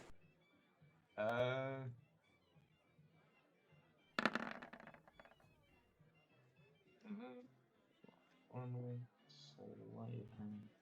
Ooh, he's noticed. Oop, I dropped see the what you card. are up to. That's enough of this. Clever man, I see. I'm going back to the fighter, and I don't want to play any more games. He kind of Fair, storms that's off, fair. kind of moody. But as you keep an eye on him, he seems to quickly forget it in the drinks and laughter of others. I gotta keep practicing. I'll sit down, practice my shuffles and stuff. Rob, John, Endure, what are you guys up to? Endure is sitting back, very skeptic of these folk. But he's got his reasons for that. I'm just relaxing at the back. I don't trust them fully yet, but I'm just keeping an eye out and making sure no one's doing anything funny. Rob will go over to the space that that person vacated, plop down, stare at the fire as if remembering a memory, kind of letting everything drown out, the festivities, the music, the dancing. And after a few minutes, close his eyes, say our prayer, and use this. Okay. And that's about it.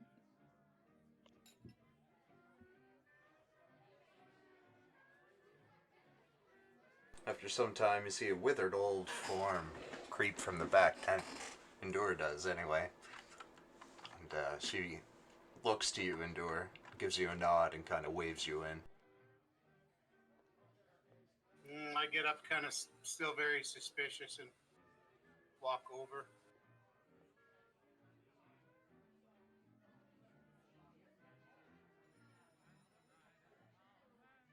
So you see, it's clearly a magical flame casting a reddish glow over the interior of this tent.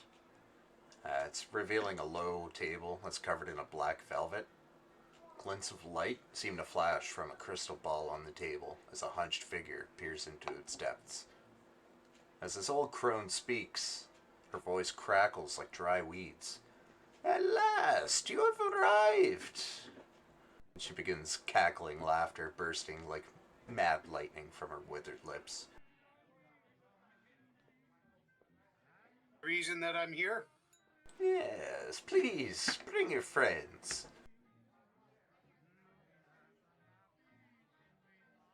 My whistle. Get everyone's attention from our party and wave them over. Get your onces.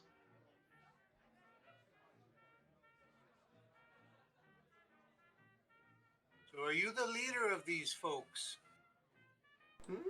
Some may call me that.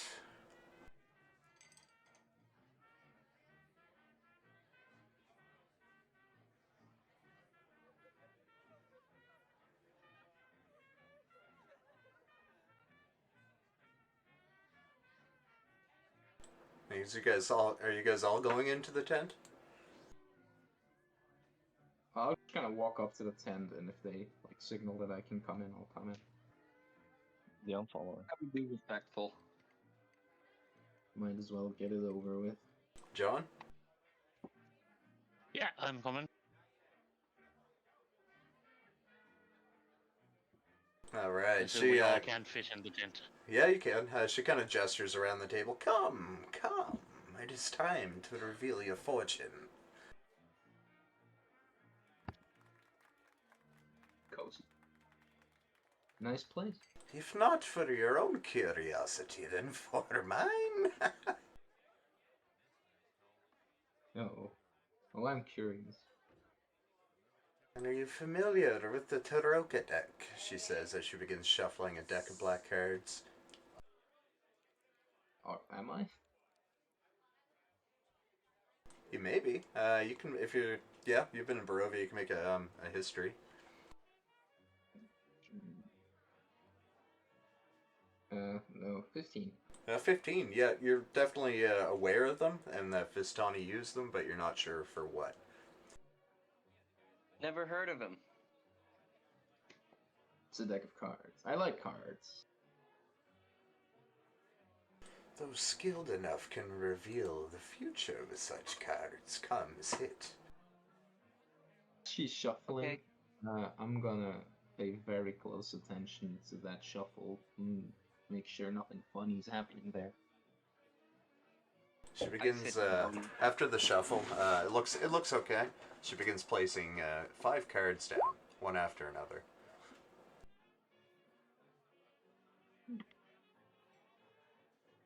Ooh.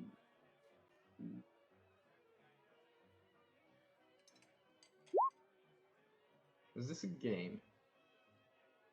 2, 3, 4, 5. It is the game of life. Endure, you've always had a hand for magic. Can you feel the darkness in the weave here?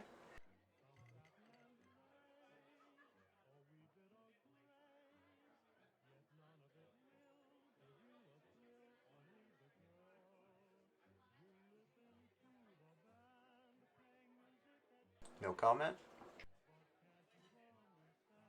Either that or Discord's bugging out. Are you with us, Endure? Yeah, just staring at her at this point, and highly skeptical of her, but he's trying to put some things together. He says, well, I know that this entire place is in some level of darkness. I'm trying to put together exactly where I am. What is it that you see in the cards, witch? She begins kind of cackling and chuckling to herself. The first card is yours, Dragonborn. It tells of history. Knowledge of the ancient will help you better understand your enemy. She gestures to the first card, card number 1. I believe you can flip it over, I'm not sure. We can stuff around, and that's for sure. We can Click move on them it. around. If you right click, is there an option to flip it over? Oh, yeah. Yeah. Yeah, there's options. The executioner. Oh boy. Didn't we pass that place? No, we didn't pass the executioner. We passed the hanged man. Right.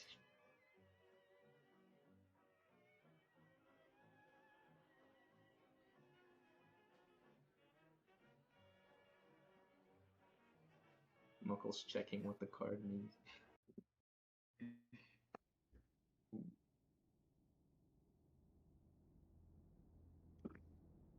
Oh shit, is this a cutscene? Damn. Shit. We're being railroaded. Oh, there's something wrong. These aren't your cards. These are the previous party's cards.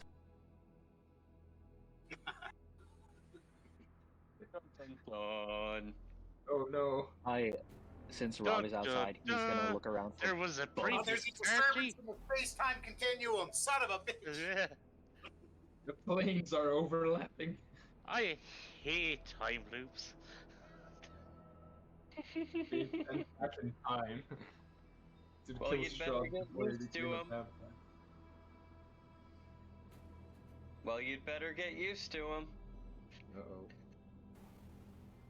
Well, you'd better get I'm good. Okay, I get it. Nice. I'll respond in kind to that. Ha ha.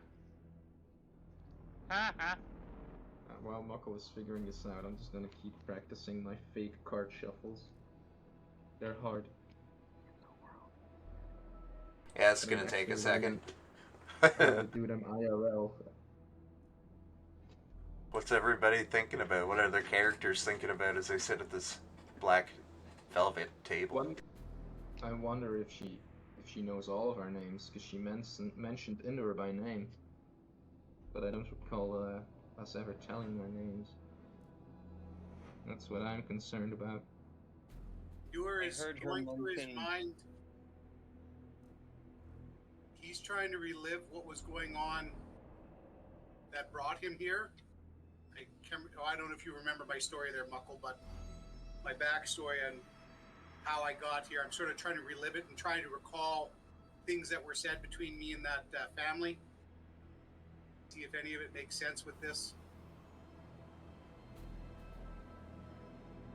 I heard her mention the darkness in the weave, speaking to one who knows magic. And I wonder if maybe she understands my situation better than I do.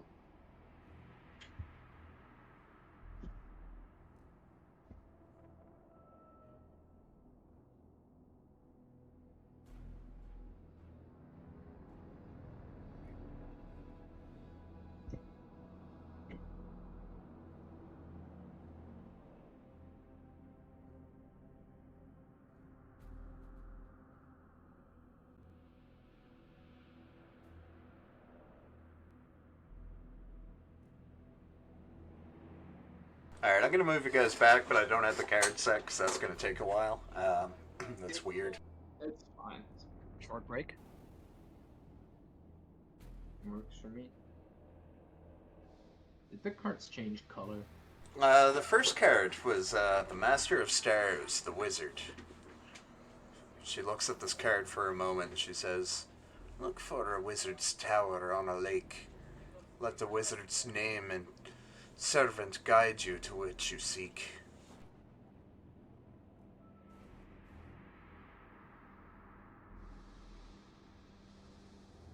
So look for Wizard's Tower on a lake.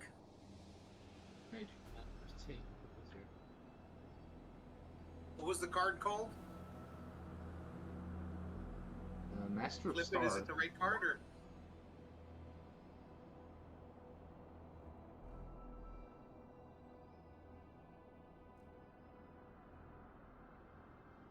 The second card, it is for you, John. It was good of you to pull your team out of Thirst Manor so bravely. Thanks.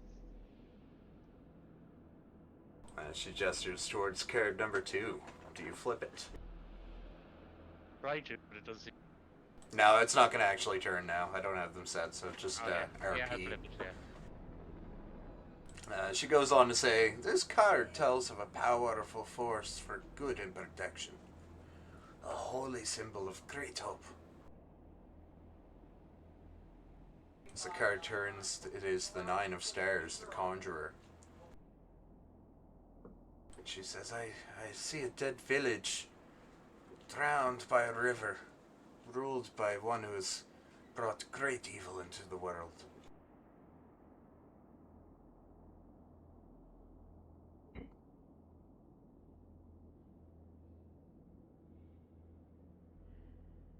Oh man. We're in for a hell of a ride. Phaedon, you are concealed by the mist itself, much like this land. How strange. Not as strange as you.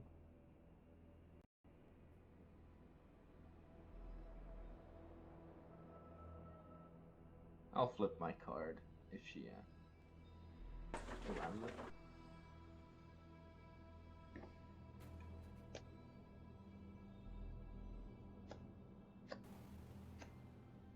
This is a card of power, strength. It tells of a weapon of vengeance, a sword of sunlight.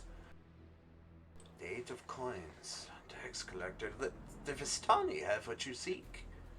A missing child holds the key for the treasure's release.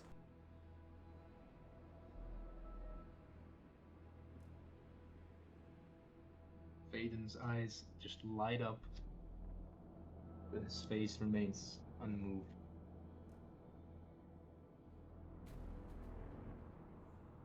Fortune was that one?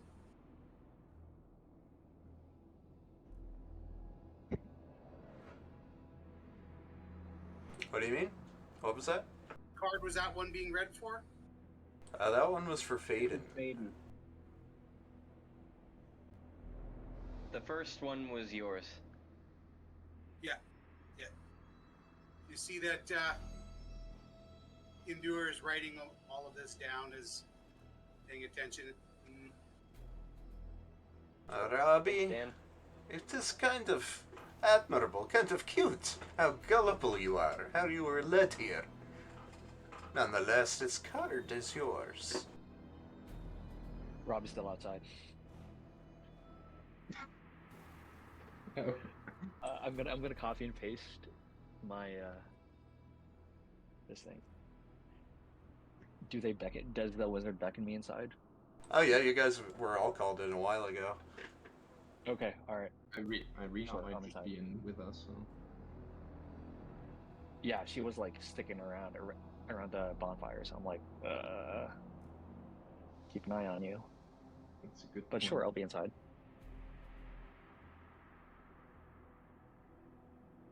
So do you flip over the card? Yes. She says, "This card sheds light on the one who will help in your battle against the darkness. Artifact. Look for an entertaining man with a monkey. This man is more than he seems.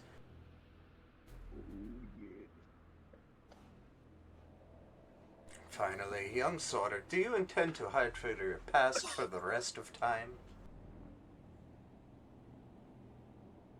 I don't.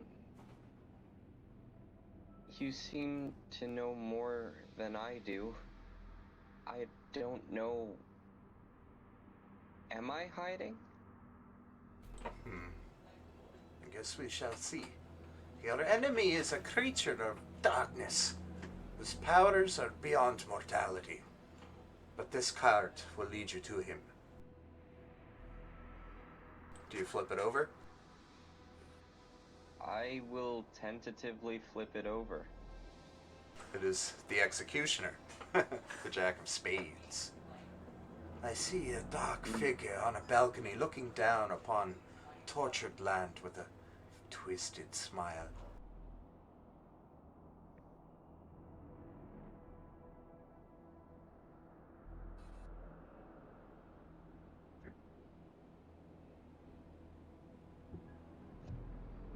She kind of slowly looks up from her crystal ball and she says, "That is quite interesting. Perhaps you do have a shot after all. Begone, I'd like to think about this some more. Please, you're welcome to stay by the fire." How do you get to be so wise, Madam Ava? When you've lived as long as I have, you pick things up. You live. I haven't lived very long. I'm asking Madam Eva. Sorry. Madam Eva. You're asking her what? How long have you lived? Oh, don't let anyone ever tell you. It's rude to ask a lady her age. It's rude to tell people their fortunes, is it not? I don't think so. Some would consider it an act of service. Some would.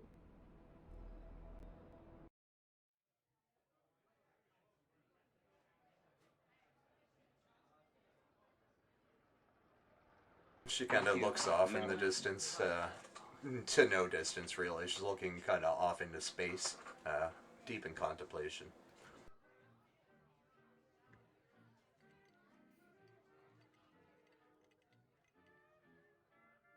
If we make our way outside him, I'll follow.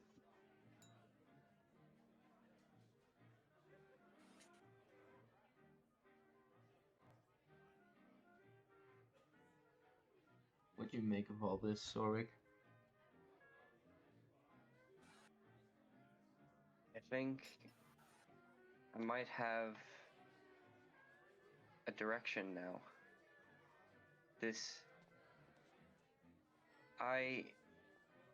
Maybe I have been running. Maybe I have been avoiding what glimpses I've had of my past, of this body's past. Do you trust this woman? Be- Do you trust fate?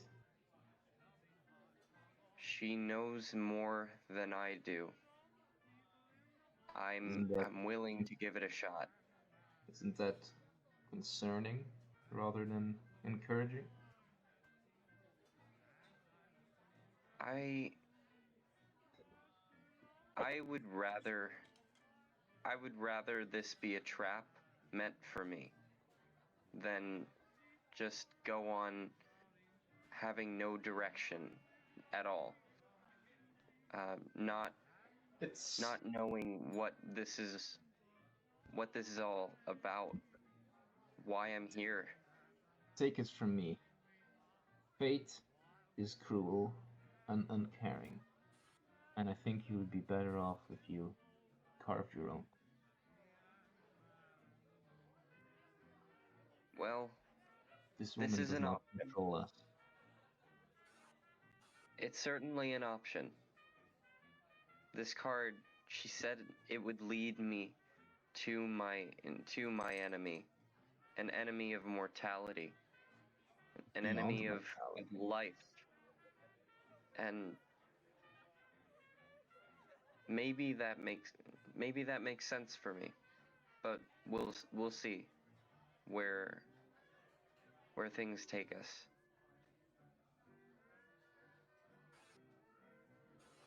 I will take myself. Thank you very much. I'll go to the bonfire.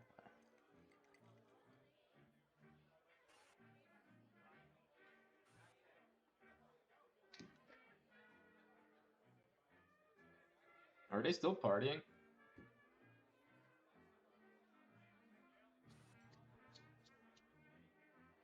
They are indeed still partying, although things seem to have quieted down slightly.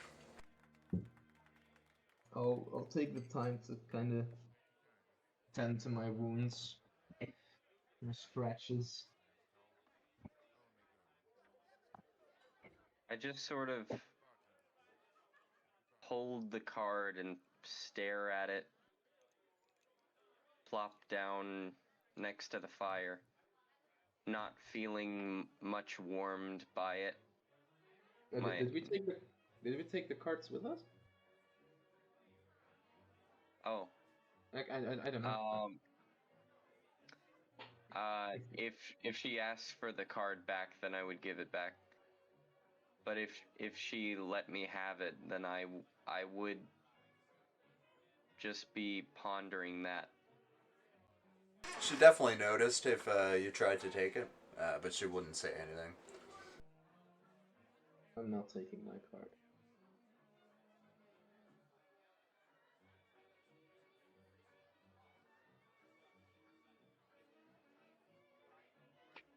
You guys look over and Irina seems to have dozed off with her back up against a wagon.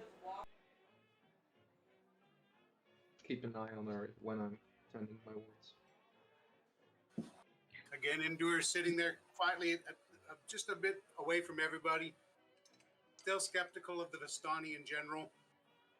And keeping his eyes and ears peeled, watching for the horses to show if they ever show any signs of skittishness or nervousness. His history of working with the Silver Knights and being many years on the road knows to trust the animals because they're usually the first to sense trouble. That's why he's staying where he's at. Smart boy. Mm-hmm. Very nice. What's John up to? John is just just settling down someplace where it's he feels relatively safe. Back to one of the trailers and is dozing off. Okay. Yeah. Rob, you doing anything? Yeah, since Rob, he was probably the last person to enter the tent. Seeing Irina dozing off, will sit right next to Irina and just taking just keeping a watchful eye of his surroundings.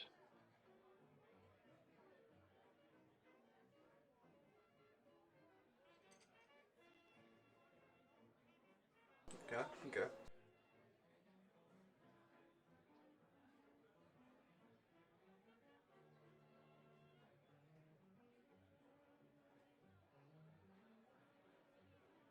Can we take a short? Is it like nighttime actually?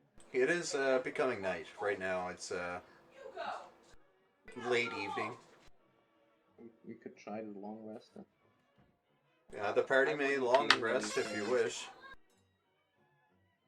If we long rest, then I will gain 2 sorcery points back, but I didn't expend anything other than that. I want my hit. I mean, I'm fine with short resting as well, but I definitely want a rest. Yeah, I'd say we can short rest. We didn't really lose much from that last one.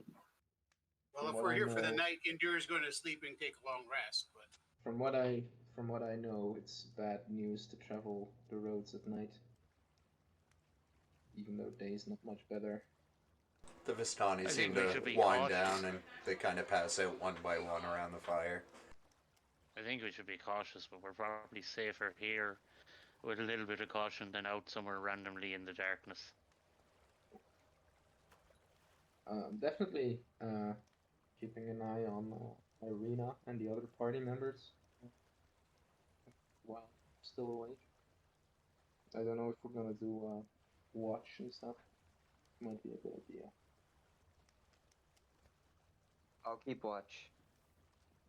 I say, still holding the card in my hand. Alright, everybody long rest. I gotta use the bathroom and get another beer. Be right back. Alright. Long rest. Get everything back. Feels so good.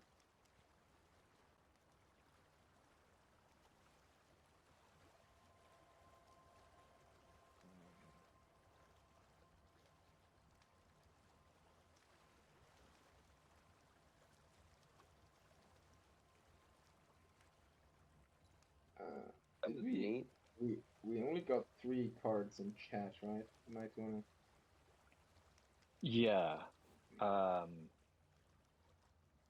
had the still card can't of the remember them. executioner. But if you click on Tarokka readings under that newspaper icon, He you can made a get the handout. remaining 2. Awesome. Made a Yeah. Nice.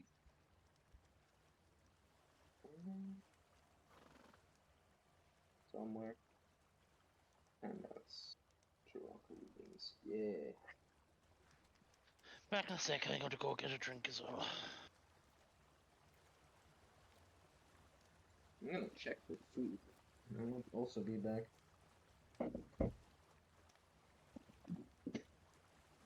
I thought that was a neat encounter.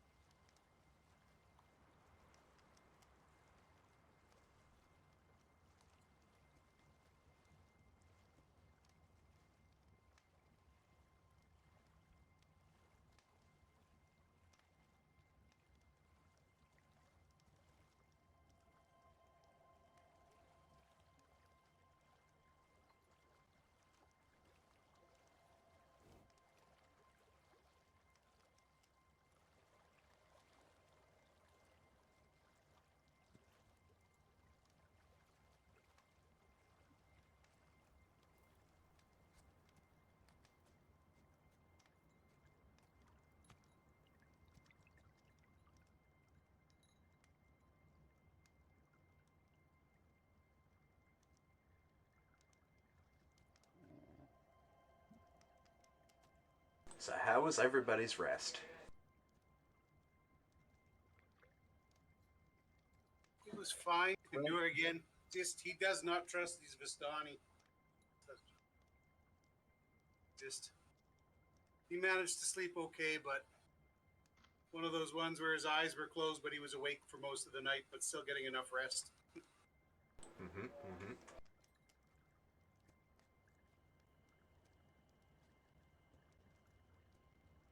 Everybody here? Yep. My rest was uneventful. Just sort of not resting very much.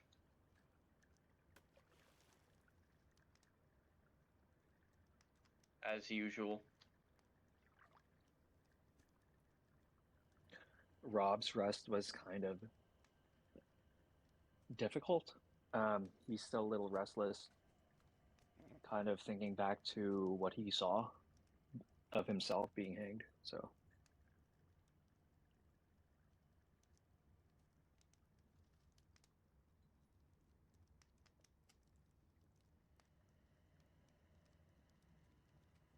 Yep, that's some pretty intense stuff.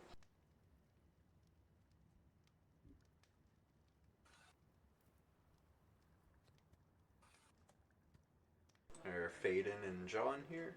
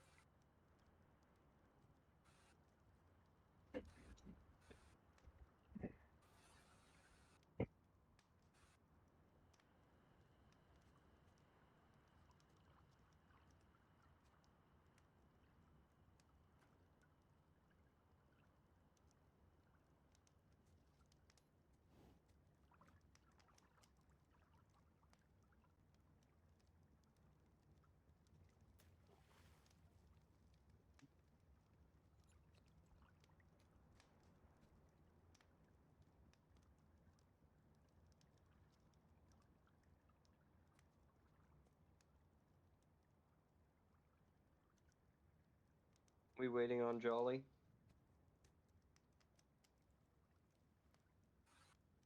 No, Jolly's here.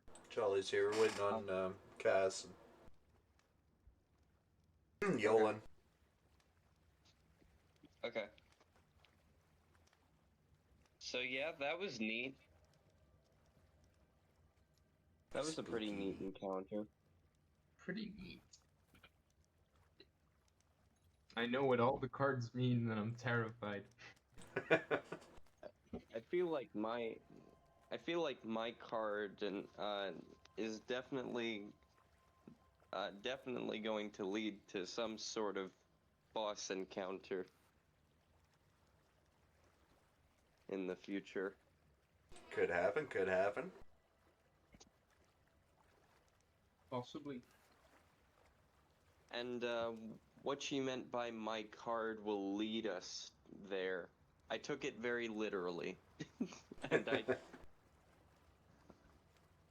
I just held on to the card, and I'm pondering what it means for me.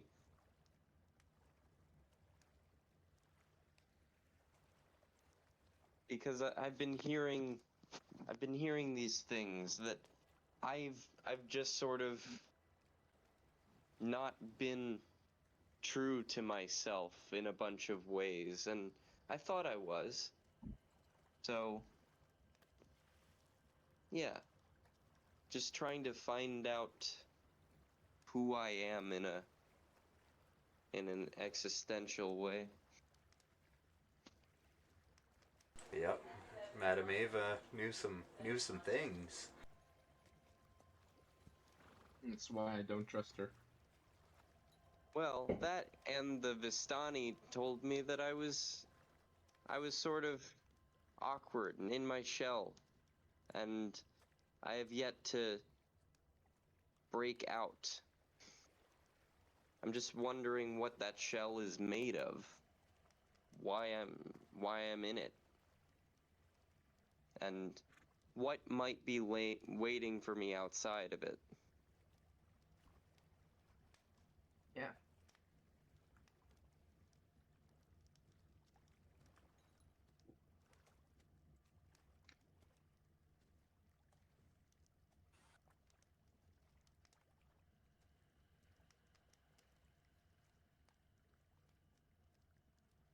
I'm back. Alright. Y'all.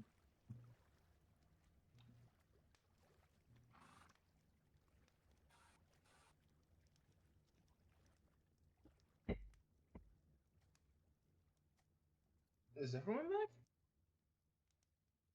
Yep. Well, Cass. No, I'm back. He's back. All right, then everybody.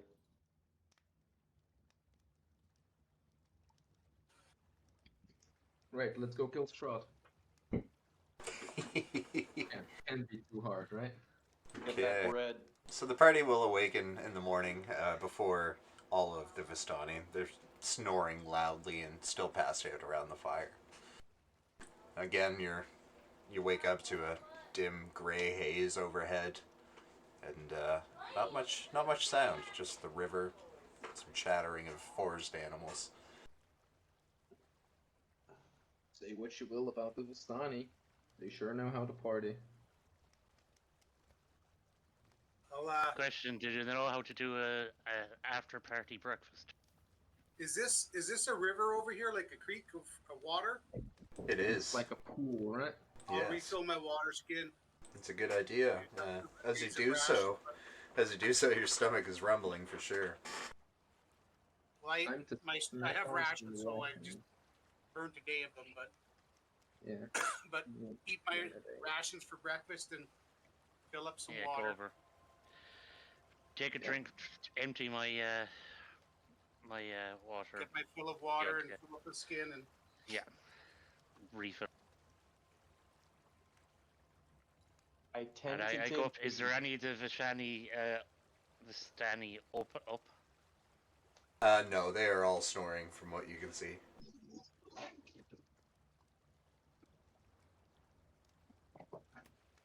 It's I'm gonna tempting. go to ahead and steal. try some food. I have some in my pack. You know, kind of issue adventurous stuff. Do I see anything interesting in the tent? You see some peek in. more passed out Vistani snoring. I don't see any food or anything. No, not in the open. They're not really morning people, are they? I'm gonna go ahead and make a Constitution save. Yeah. I Why? just sort of spit out the food. I don't like. It feels like it's just gonna stay in there if I eat it. Well, you do you, I suppose. We should probably get on the road again. I can't see any food. I open my one of my rations and eat half it for breakfast. Okay. I don't think we can afford to waste too much time. Get refill. Are we all ready to go then, or do we need to talk to this Madam Ava before we go? Well, do we know how far away Vallaki is? Irina should know. And Irina is just about to wake up. She's kind of like half asleep still. You know, she's at the stage where like she's trying to fall back asleep, but it's not working. Irina. What? Do you know how far away Vallaki is? How far away we are from Vallaki? Should take a day. Is it time to go? I figured if it is a day, we should probably leave as soon as we can. You never The other know thing we could check with the Vistani is any of them going that direction, one of their wagons. I doubt it, but it's possible. Try to get information out of these people. Do I see any of them stirring at all as we're talking? No. One of them stops snoring and begins coughing and then resumes snoring. There are 6 of us, and I see 6 horses. But it might be a bad idea to steal. I don't think we should steal horses from the Vistani. Yeah, we should probably leave them in peace. They're pretty horses, but I don't think that'd be a good idea. Yeah. See a little bit of a sad look come over Indur's face. I miss my horse.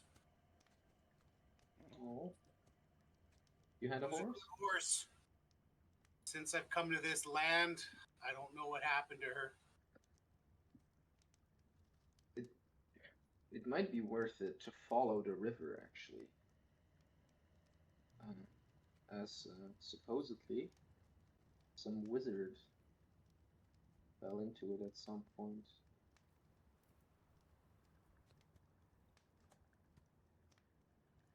map that shows us where we're going, do we? I don't think we have a map. You do not. I say we follow the road because the river doesn't necessarily go where the road does. This is true.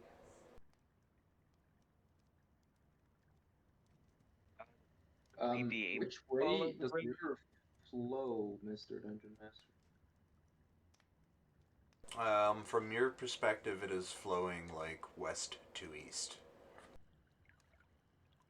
Okay. It flows towards the village.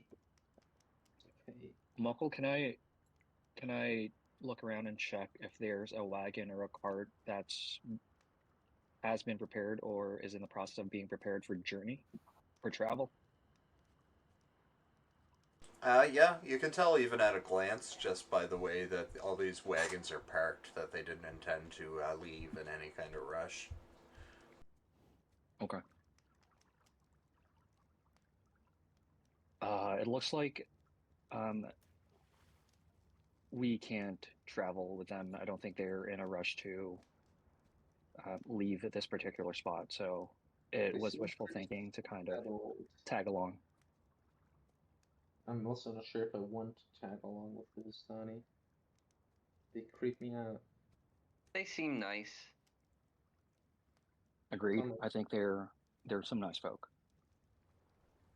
I don't Until the opportunity presents itself that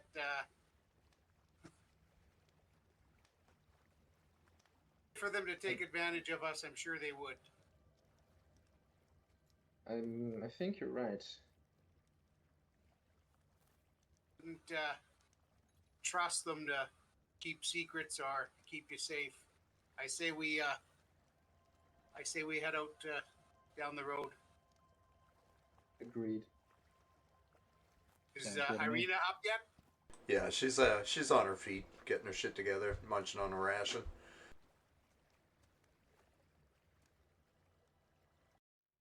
Oh, my players, you must get very used to the screen. As you travel down the pathway, it looks a lot like this, a little brighter. Except for on the bright side, you are indeed following the river. On the bright side? No, on the right side. Always On the bright side. of the road. So you guys will have about an hour of travel here to walk. Are we like really close to the road? To the river? Yeah, you're pretty close. Yeah. In that case, I'll keep an eye on the river to see if there's any wizards hanging around. Okay. Or dead wizards. So I'll give you guys a little minute of open roleplay as you traverse this trail. Oof. So what do you make of all this stuff? With the cards and stuff. Fate, the fortune. Do you buy it? Do you buy it? I've seen and heard all manner of fortune tellers and crystal ball seers and those that claim to know the future, and most of them are just full of shit. So, but every now and then some of them are able to tap into an amazing ability to potentially see futures. But I wouldn't trust any of the Vistani, you know? I mean, did you see them all? They have small hands and they smell like cabbage. Says a lot. More like wine. Yes. John is listening into this and chuckling to himself as he goes, don't trust the Vistani, yeah. Irina, have you any experience with Vistani other than today and last night, of course? Not really. I've seen them with the blood on the vine, of course. They say that Vistani can come and go as they please.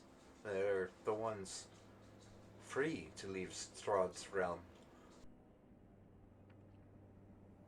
I've heard that. It's an I unsettling want to thought. get the blood on the vine for a while. Could these Couple of Vistani be in league with Strahd? I wonder. Ismark always thought so. I think your brother might be right. Either way, I don't trust their fortune teller. Not because she's wrong, but because she's right. She was right about me. At least. From what I understand, she's right about everyone. Rob chimes in with, I certainly could make heads or tails about my fortune. She said something about a monkey, but it certainly, they were nice enough for letting us stay with them, just even for the night. It was certainly a nice reprieve from the horrors that we've seen and encountered in the town. And you see Rob has a little bit of relief in his face and kind of just walks a little bit forward, leading the group with a little bit of intent, and you all get 9 hit points again. Hey, look at the bright side, he says. Yep, it's right over there. See it?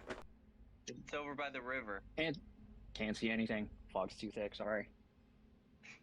So the party, you guys are kind of thinking about the events that transpired last night. You're following the river and the road, and eventually it leads to the base of a canyon. Looking down the far end, you can see a great waterfall spills into a pool, and it's billowing forth all kinds of clouds of mist. Up ahead and over top, you see a great stone bridge spanning the canyon, nearly 1,000 feet overhead. And it is here that the river and the road kind of split, so the road leads up to the top of the canyon, and the river leads to the waterfall. I suppose that bridge is our way across? Yes. Okay. Rob will go ahead and take cautious steps towards the bridge. Are there any signposts if we're nearing a crossing? It's not a crossing in the road, it is only a crossing in the road and the river, so there is no signage. Okay. In that case, we don't have much of a choice. And I take a look around and see if there are tracks of footsteps going one way or the other, if one is more pronounced. Yeah, well, yeah, there's no footsteps off of the road. They're all on the road. Okay, alright. Sounds good. You can see that quite easily because the wagon ruts left by the Vistani. Making your way up the canyon leads to this dirt road, and here it is. It's this big, large, mold-encrusted stone bridge that spans this natural chasm. There's gargoyles cloaked in black moss perching the corners of the bridge, and their frowns are weather-worn. On the mountainous side of the bridge, a waterfall spills down into the pool you see, and it's quite amazing to see it from now this perspective, 1,000 feet up.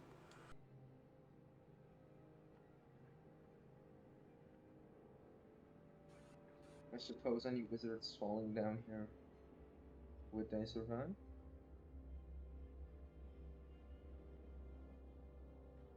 If they were good enough of a wizard, I would suppose so. No trace of the wizard was found, if I recall. Perhaps on purpose? Is it possible that he erased any traces of himself just to mask his own quote-unquote demise? Well, Indor, you're the wizard. You probably know more about this than any of us. Why would he hide his his death, though? Especially after. Like, There are advantages to people thinking you're dead. Yeah, so that no one looks for him. You can plot his vengeance. oh, not actually dead. Okay. Yes. Something to think about. Yeah. Lots of not actually dead going around. Either way, I don't think we should linger on this bridge for too long. It's a bit of a trap if we get ambushed here. Right. As the party makes their way forward and forward, it takes like about another hour and a half to 2 hours before you find yourself at another crossroads. One of these roads leads up to the looming castle on top of a high perch. And the other continues on to Vallaki.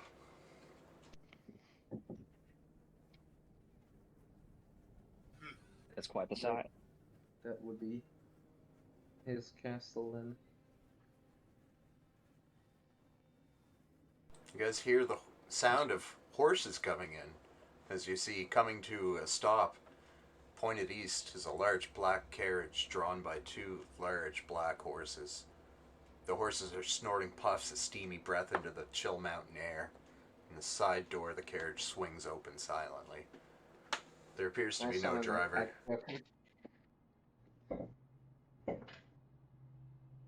Irina seems to be frozen in terror.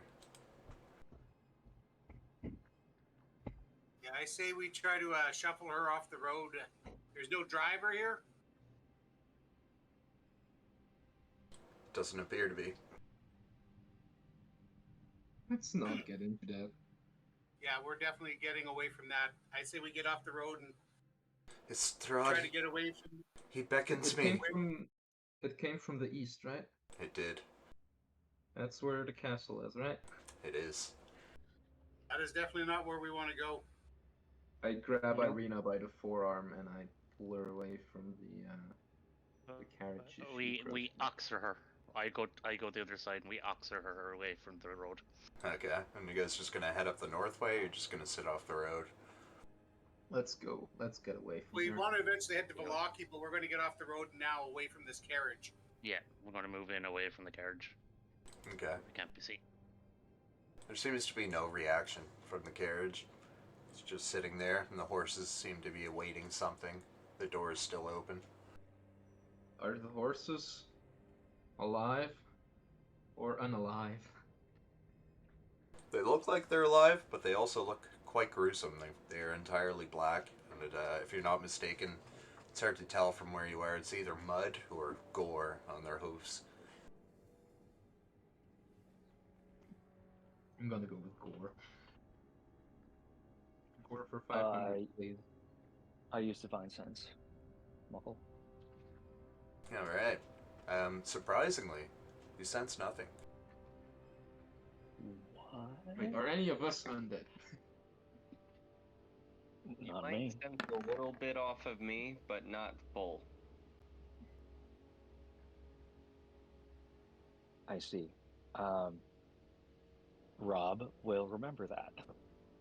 I love okay, how and that I feature specifies Strahd. I need to redact that, but yeah, That's I fine. just let everyone know that I sense nothing, except that I keep that little detail to myself. We're off the road, right? With the Yeah. arena? You are. Yeah. I'm gonna keep an as we kind of get away from the horses and the carriage. I'll definitely be peering into the woods around us. Presumably there's fog everywhere, but definitely don't want to get ambushed here. Yeah, we're Definitely gonna keeping try an to- eye out in case there's anything. We're all looking Yeah. in different directions. So, Arena's looking senseless. Yeah, she's quite scared, and clearly. She's grasping her sword right now. And she looks pretty antsy. She looks like she wants to get out of here. Let's leave. Definitely. Irina, we're going to be okay. We need to go now. Yeah, I let the party move off, but I stay where I am. I'm going to stealth and just keep an eye for any other movement out of the carriage and once they start to move away. Okay. All right. There's no reaction at all from the horses or the carriage. They just sit there waiting. I presume Okay, so we can try to make like a bit of a loop, and then try to loop back to the road, right? yeah, let's stick to the forest and we'll be a bit slower, but let's move away. Let's not get too far from the road with this Oh mist. no, It might keep the be- road in sight. Just keep so you can see Well, where the I bridge don't is. know how far we can see with if there's mist. Yeah, but we should know if we're walking along. We should just be able to keep the road in sight.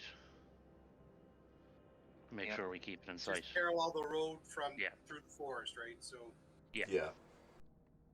Okay. So I let the party are gone ahead of me. I slowly make my way back up to them. So as you guys continue on the north road, Irina is definitely shooken and leads you into a bit of forest, but it's a small bit of forest. Exiting the small bit of forest, again, you'll have about an hour of roleplay time here as you continue your trek into some terrain that is mostly hills of varying elevations, but the road is clear leading through them.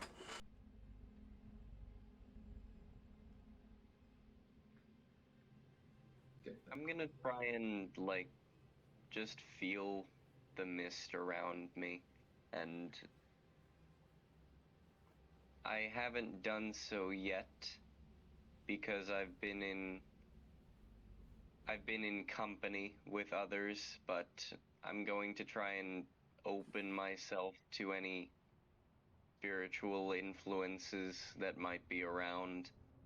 Try to listen for the voices, the echoes.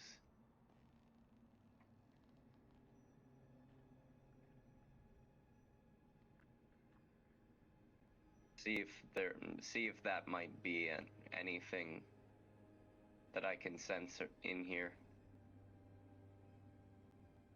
About 20, 30 minutes later, Irina kind of speaks up, finally. Says, I think that was Strahd. He beckons me. Not a good idea. Let's go to Muff and ask her about it. You say you beckoned. What did he speak you telepathically? How, or was it just a force of will? I could feel his gaze at all times. Do you know why he does this? Why you? Because we didn't feel that. I don't know, but I think it's all blurry. He bit me. He called me Tatiana. What in the world? Would Rob, any of us know anything once you say Tatiana and Strahd? Would we know anything? No, you would not. We should head to Vallaki fast. It's not safe here.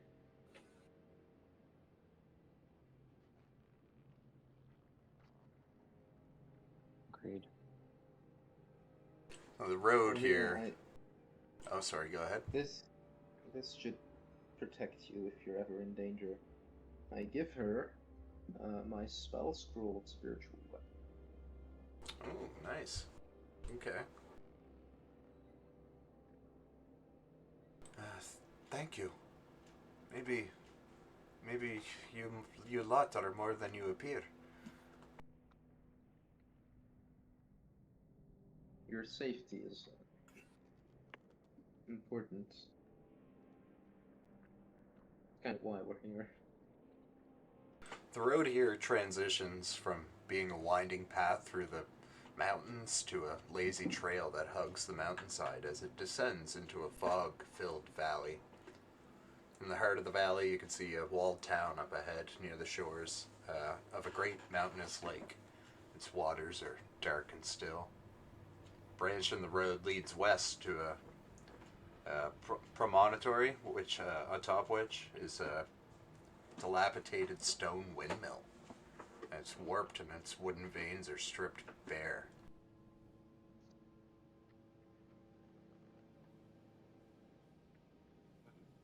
Are the Is it, is it still moving? Like, I don't know what the It is the indeed. thingies are It doing. is, yeah.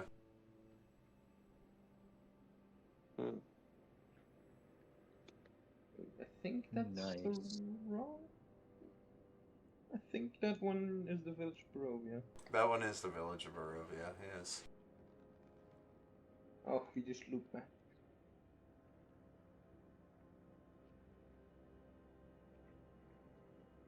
I assume that's Strahd's castle there and overwatch over all of us. Yeah, can't escape it. where were we at originally, if not the village of Barovia? Thought that's where we came from.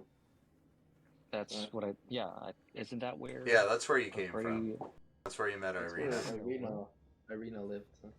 Okay, so what's it is it just called Ravenloft, this area, or is it just the castle?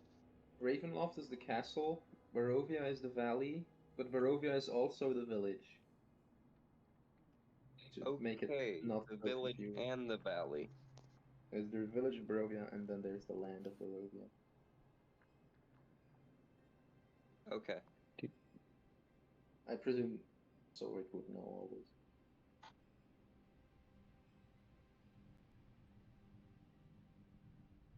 And this is what we see. Not quite. You don't see the castle and all that, but you do see the town off into the distance, and you're descending down into kind of like a foggy valley, where, again, the road splits. You can head up to Vallaki, or you can stop and investigate the strange windmill. Do we see anything else that's, I guess, any signs of life or unlife near this windmill? Except, of course, that it's moving, which I assume means there's people inside, or something inside.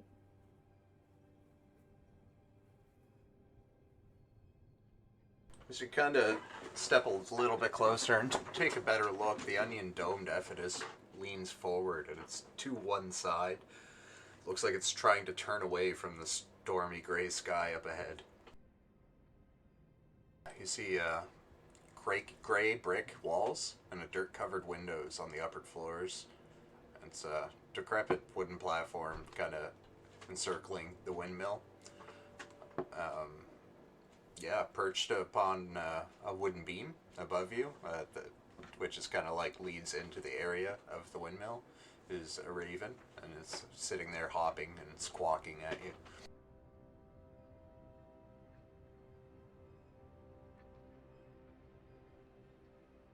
I look to Irina and ask if the windmill is familiar to her. Irina, is this windmill familiar to you? No, it's not. Do you traverse these roads often? No, I don't at all. I've never left Barovia. Huh. Should we, and by we meaning everyone else, should we try to check it out or just keep to the road? Maybe a detour could be. I'm kind of interested in this windmill, but I think more pressing is to get Irina to Vallaki. We could always come back and take a look for curiosity, but I don't see any advantage going to this windmill at this time. You make a valid Okay. point.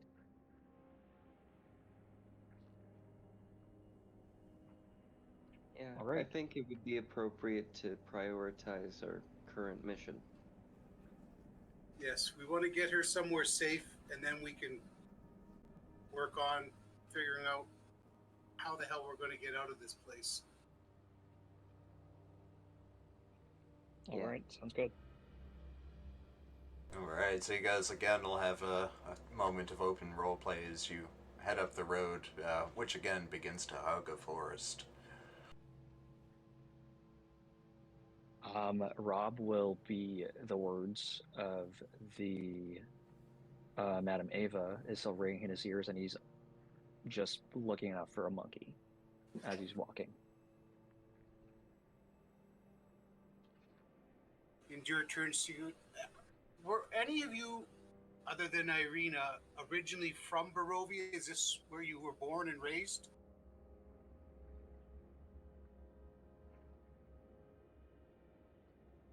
Me. No, Any of you I'm is not from here. Yeah. I think I'm from around. I don't know though. I've been here for about a month now. As far as I can Oh, man. tell, there is not a way out. There's rumors the Vistani can get out. Well, I have some theories on where we are, but none of them are good. Care to share them? How many of you are familiar with the planes of existence? Am I familiar with that, Mr. DM? Arcana? It'd be a Arcana. I would also accept a very high history. 12 for me. Same Z's. No, that'd be a no. Almost. I'm not an You're expert sure on you've it, heard but it about was it, a- but I'm not an expert on plane studies, but it was something that I had been fascinated. I had taken some courses on it in my time over in the. Oh, hang on, let me look up the name of it again.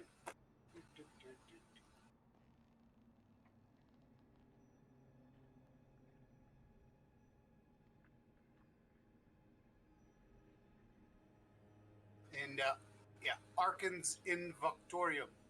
It's a sorcery school in Silvery Moon. I don't know if any of you know that city. But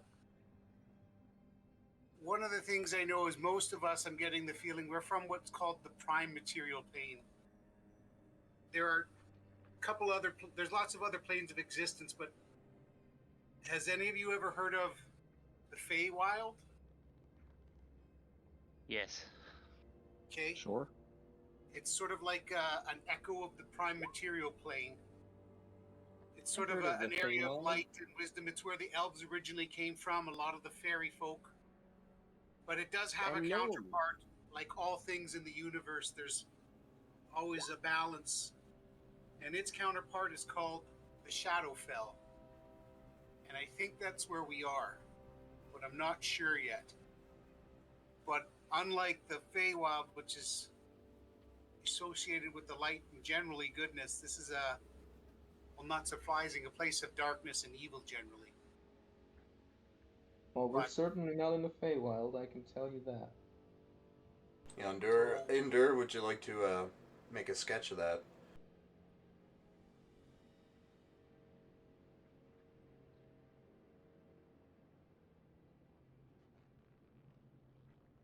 If you know all this, do you know how there's a way out? Well, see, that's the thing, is it's a tremendous amount of power required, very powerful magic in order to travel between the planes. So I don't know how we got here, but I know that the power to leave here is beyond any of our, even if we studied in the arcane arts for years and years. And then even then, I don't know if it's even possible to leave some of these places. We may have to consider. If the Vistani can Making the leave, best of there it. is no There way out. Yeah, there must be a way out given the That's plan. why I don't trust the Vistani, because See, I was a member of the Knights of Silver, sort of the equivalent of the army and the police force of Silvery Moon. But I primarily served as a guard along the roads. So I patrolled between Hawk's Nest and Silvery Moon. I came upon a group in my travels. It was a group of Vistani. I stopped and stayed with them for the night. They had broken a wagon wheel. That night, a fog surrounded us. I went to investigate and look. I didn't make it more than about 50 feet from the road. By the time I turned around to come back, I was lost in the mists until I finally, the day broke. I found myself on a path. I followed it, and that led me to Barovia. So I don't know who tricked me into coming here or why, but I don't know what to make of all of it yet. If people can get us in Barovia, I'm sure there's people that can get us out. And you say a tremendous amount of magic. Vistani must have a way to do it. Well, there is a wizard, a missing wizard, that might be able to help us with this. Yeah, if there was a wizard that was strong enough to get into a fight with Strahd and hold his own for a while, that might be something, but I don't know. I mean, whether they're alive or dead, probably. Can Strahd get out?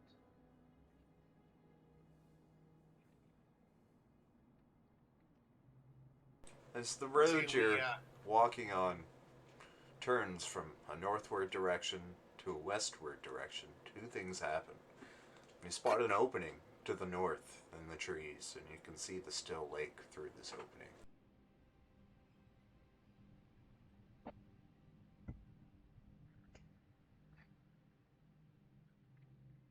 Oh boy, that's a big lake. And secondly, you begin to hear the slight squeak of a cartwheel as you see a hunched old figure heading in your direction.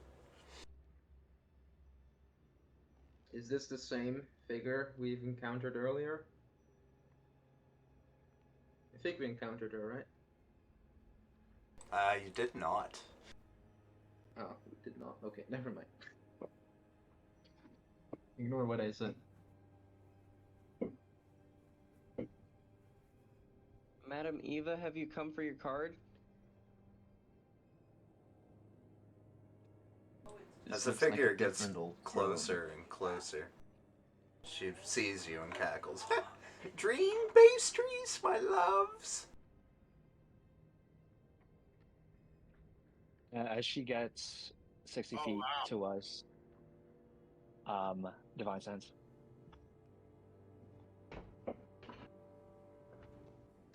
Oh boy.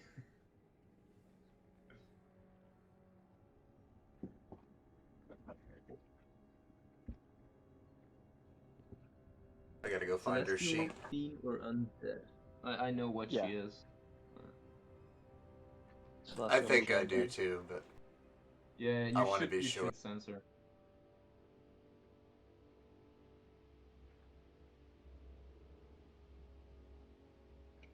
Reminder, night hags are fiends and not fae.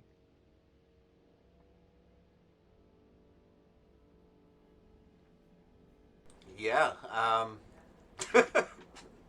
you think she is a fiend? Okay. I'm on edge. I'm physically on edge, and I'm trying to usher us away from this person, and I tell everyone, we should mind our own business and not interact with this. No. This is, I can feel it in my spirit. That individual right there is a fiend, and I feel like it's prudent for us if we would just avoid any interactions with this person and go. At this point, she begins to pull up, and she uncovers her cart full of small-looking pies. She says, "Dream pastries, 1 silver." Don't respond. Just don't even look in her direction. Let's go our way. Wait, is she going the opposite way that we're going towards? Yeah, she was don't heading like the opposite food. way, but she stopped to try to get you to have some dream pastries. Oh no, Pastries. Oh no, I'm No. sorry. I don't eat food. Oh, they're very good. They What make kind you of forget pies? all your troubles.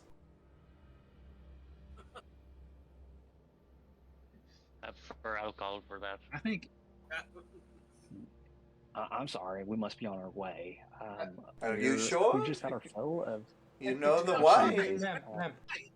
The, Excuse me, the ma'am, wine ma'am. is beginning to run dry. You should take one. Insight check that, Okay. if I may.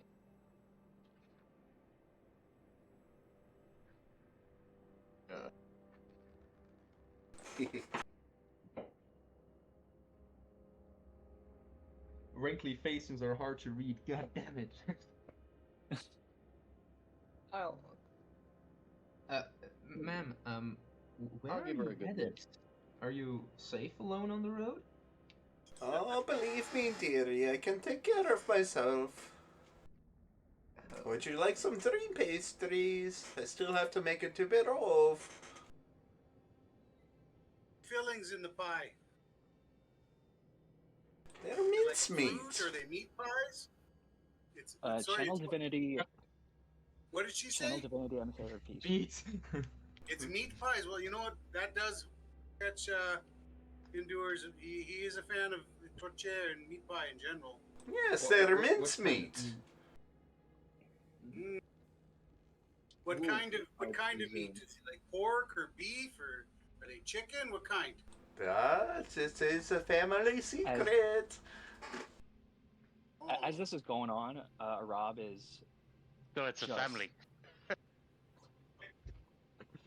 I'm like, I'm gonna cast this, and I will tell her, ma'am, we're part of a larger group. There's maybe 20 of us in the direction that we just came from. They are, since we're in the front, or since we've had our more fill of our food, we were sent ahead just because we have more energy, but there's a lot more people in the back. You should probably go to them. They will enjoy your pies more than we will.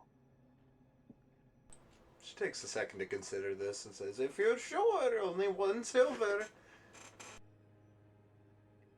I'm Yeah, I sorry, think- I don't have a silver on me.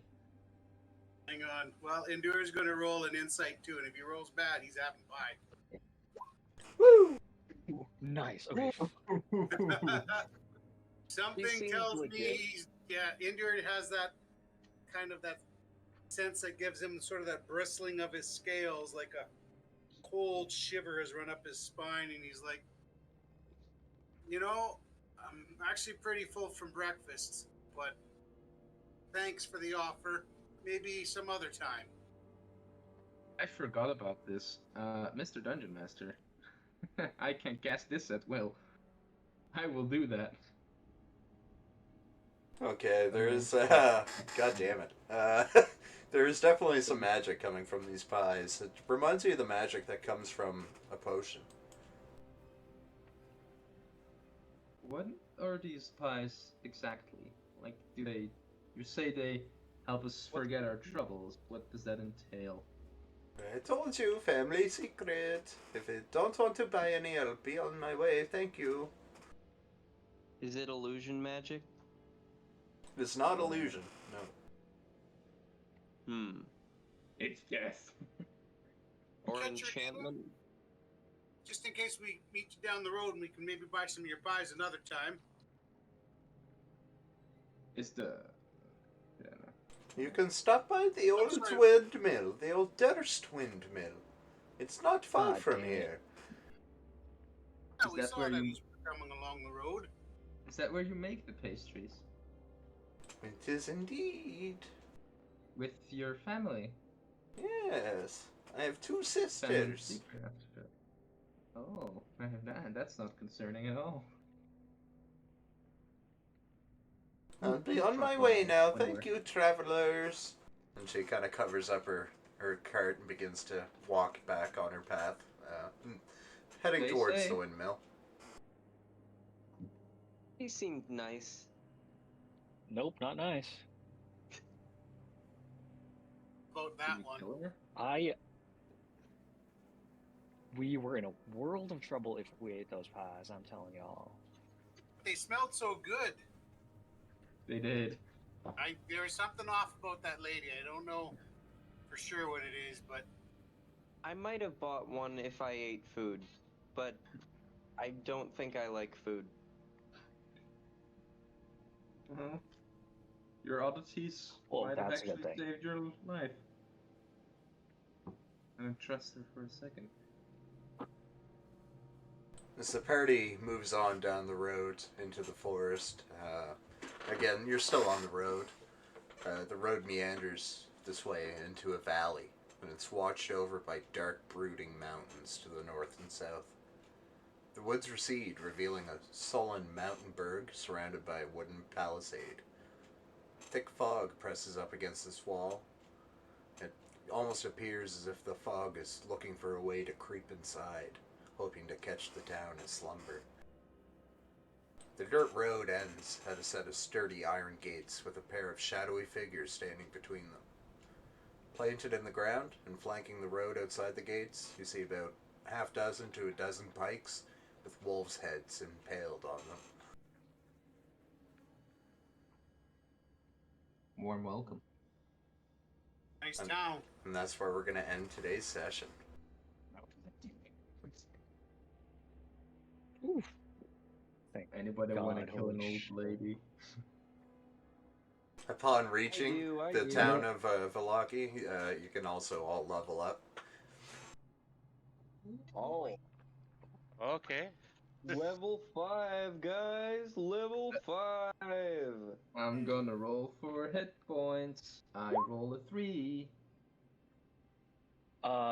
Rolling I'm gonna for hit roll points 2. when we level up, is it rolling with advantage or just one straight roll? Just one roll. I rolled a 5. I've been rolling pretty good on them, and I keep rolling anyways. I've been rolling. Another pretty good. 5, This so is that's not the bad. first one. Interesting what to pick.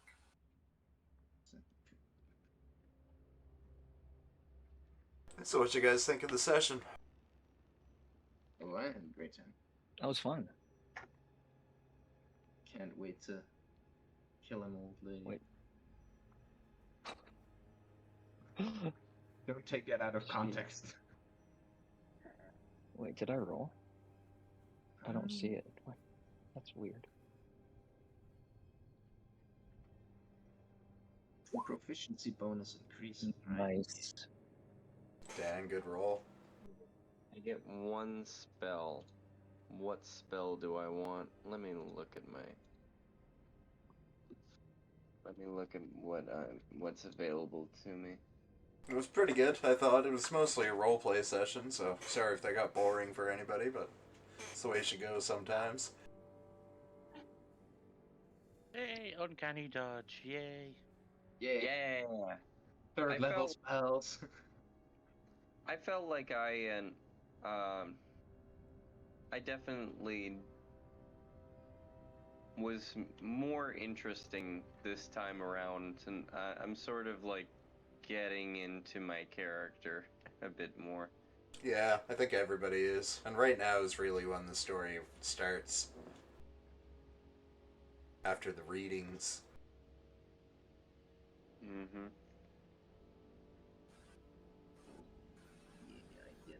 Question: the first statement, does that play into the thing I already have? The what? The first statement of my reading: the card tells of a powerful force for good and protection, a holy symbol of great hope. Does it tie into what? The thing you gave me at the beginning. Oh, no, it does not. No.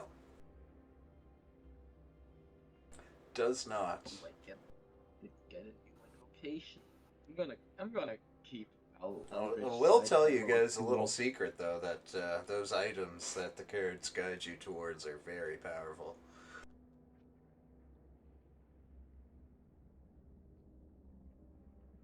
Endure was curious about that lake and about that windmill, but that's something to go investigate after we try to get Irina to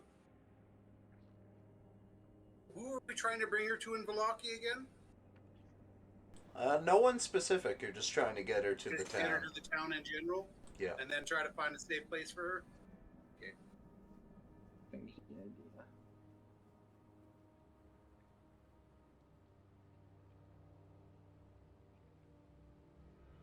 Yes. It's pretty good. I like the little role play sessions in between traveling. That was cool. Oh man, I get to pick spells. What to pick? What to pick? What to pick, indeed. 1/3 level spell, and I don't know. I kind of want to take daylight, but since you guys seem to be using that darkness, it's kind of not the smartest pick. Daylight's probably still very good when you're fighting vampires. I think I'm taking. I think I'm taking Vampiric Touch and Gaseous Form. I'm replacing a previous spell, Rave Sickness specifically. Yeah, I'm probably gonna get rid of Hex now. Yeah.